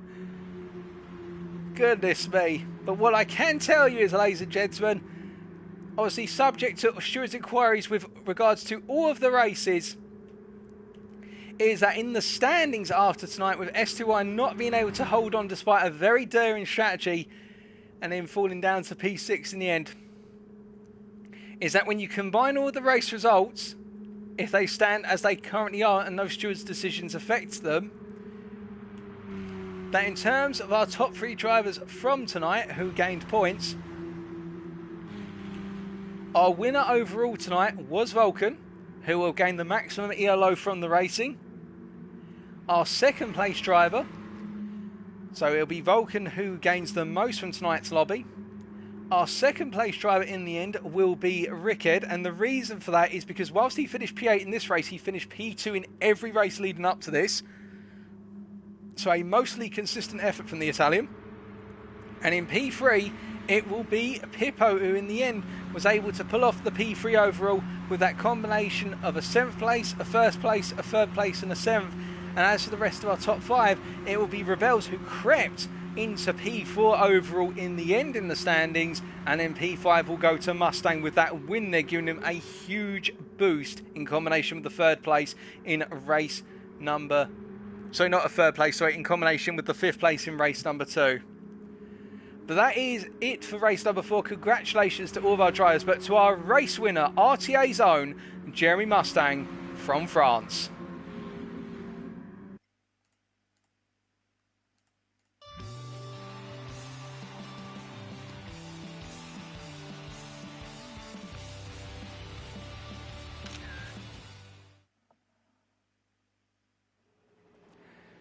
Congratulations to all of our drivers, of course, but here are the race results then, subject to any stewards' inquiries. In case you missed it, Jeremy Mustang winning by only 0.2 of a second ahead of Honey Rebels, and Vulcan being demoted to the podium with those track limit penalties at the end. Our top 5 being rounded off by EXP Marco STI, and in 5th place going to TGT CQ and Nick KL, representing, of course, from Canada. He's representing the AFC team. But that is the story for tonight, and that is round number 3, Group F. And the fastest lap in that final race, a 3:55.558, set on lap number 6 by WSR Vulcan. Phenomenal racing. I know things started a bit later than expected. We had technical issues up and down the field. I think you all agree with us, ladies and gentlemen. Fantastic racing in the end, up and down the field in all 4 races. There was drama, there was acrobatics, there were heroics, there were disasters. You name it, we saw it all. And well, cracking race, and we can only look forward to rounds 4 to 6 come the second half of this year, and we'll be back, of course, to bring you some more of the action from Group F, that I'm sure. But I've been your host tonight, Paul TX141 Walsh, also known as Brit in a Spit, and if you have enjoyed tonight's stream, be sure to let me and the guys at GT Fusion know, and be sure to come back later on this year for the final 3 rounds of the 2021 Championship. And in the meantime, if you want to know more about the Championship, go to GTfusion.com on Google. Alternatively, look us up on Facebook at GT Fusion. And until then, I wish you all the best. Have a cracking end to your weekend. Stay safe, stay well, stay smiling. But most importantly, remember to stay on track. Good night.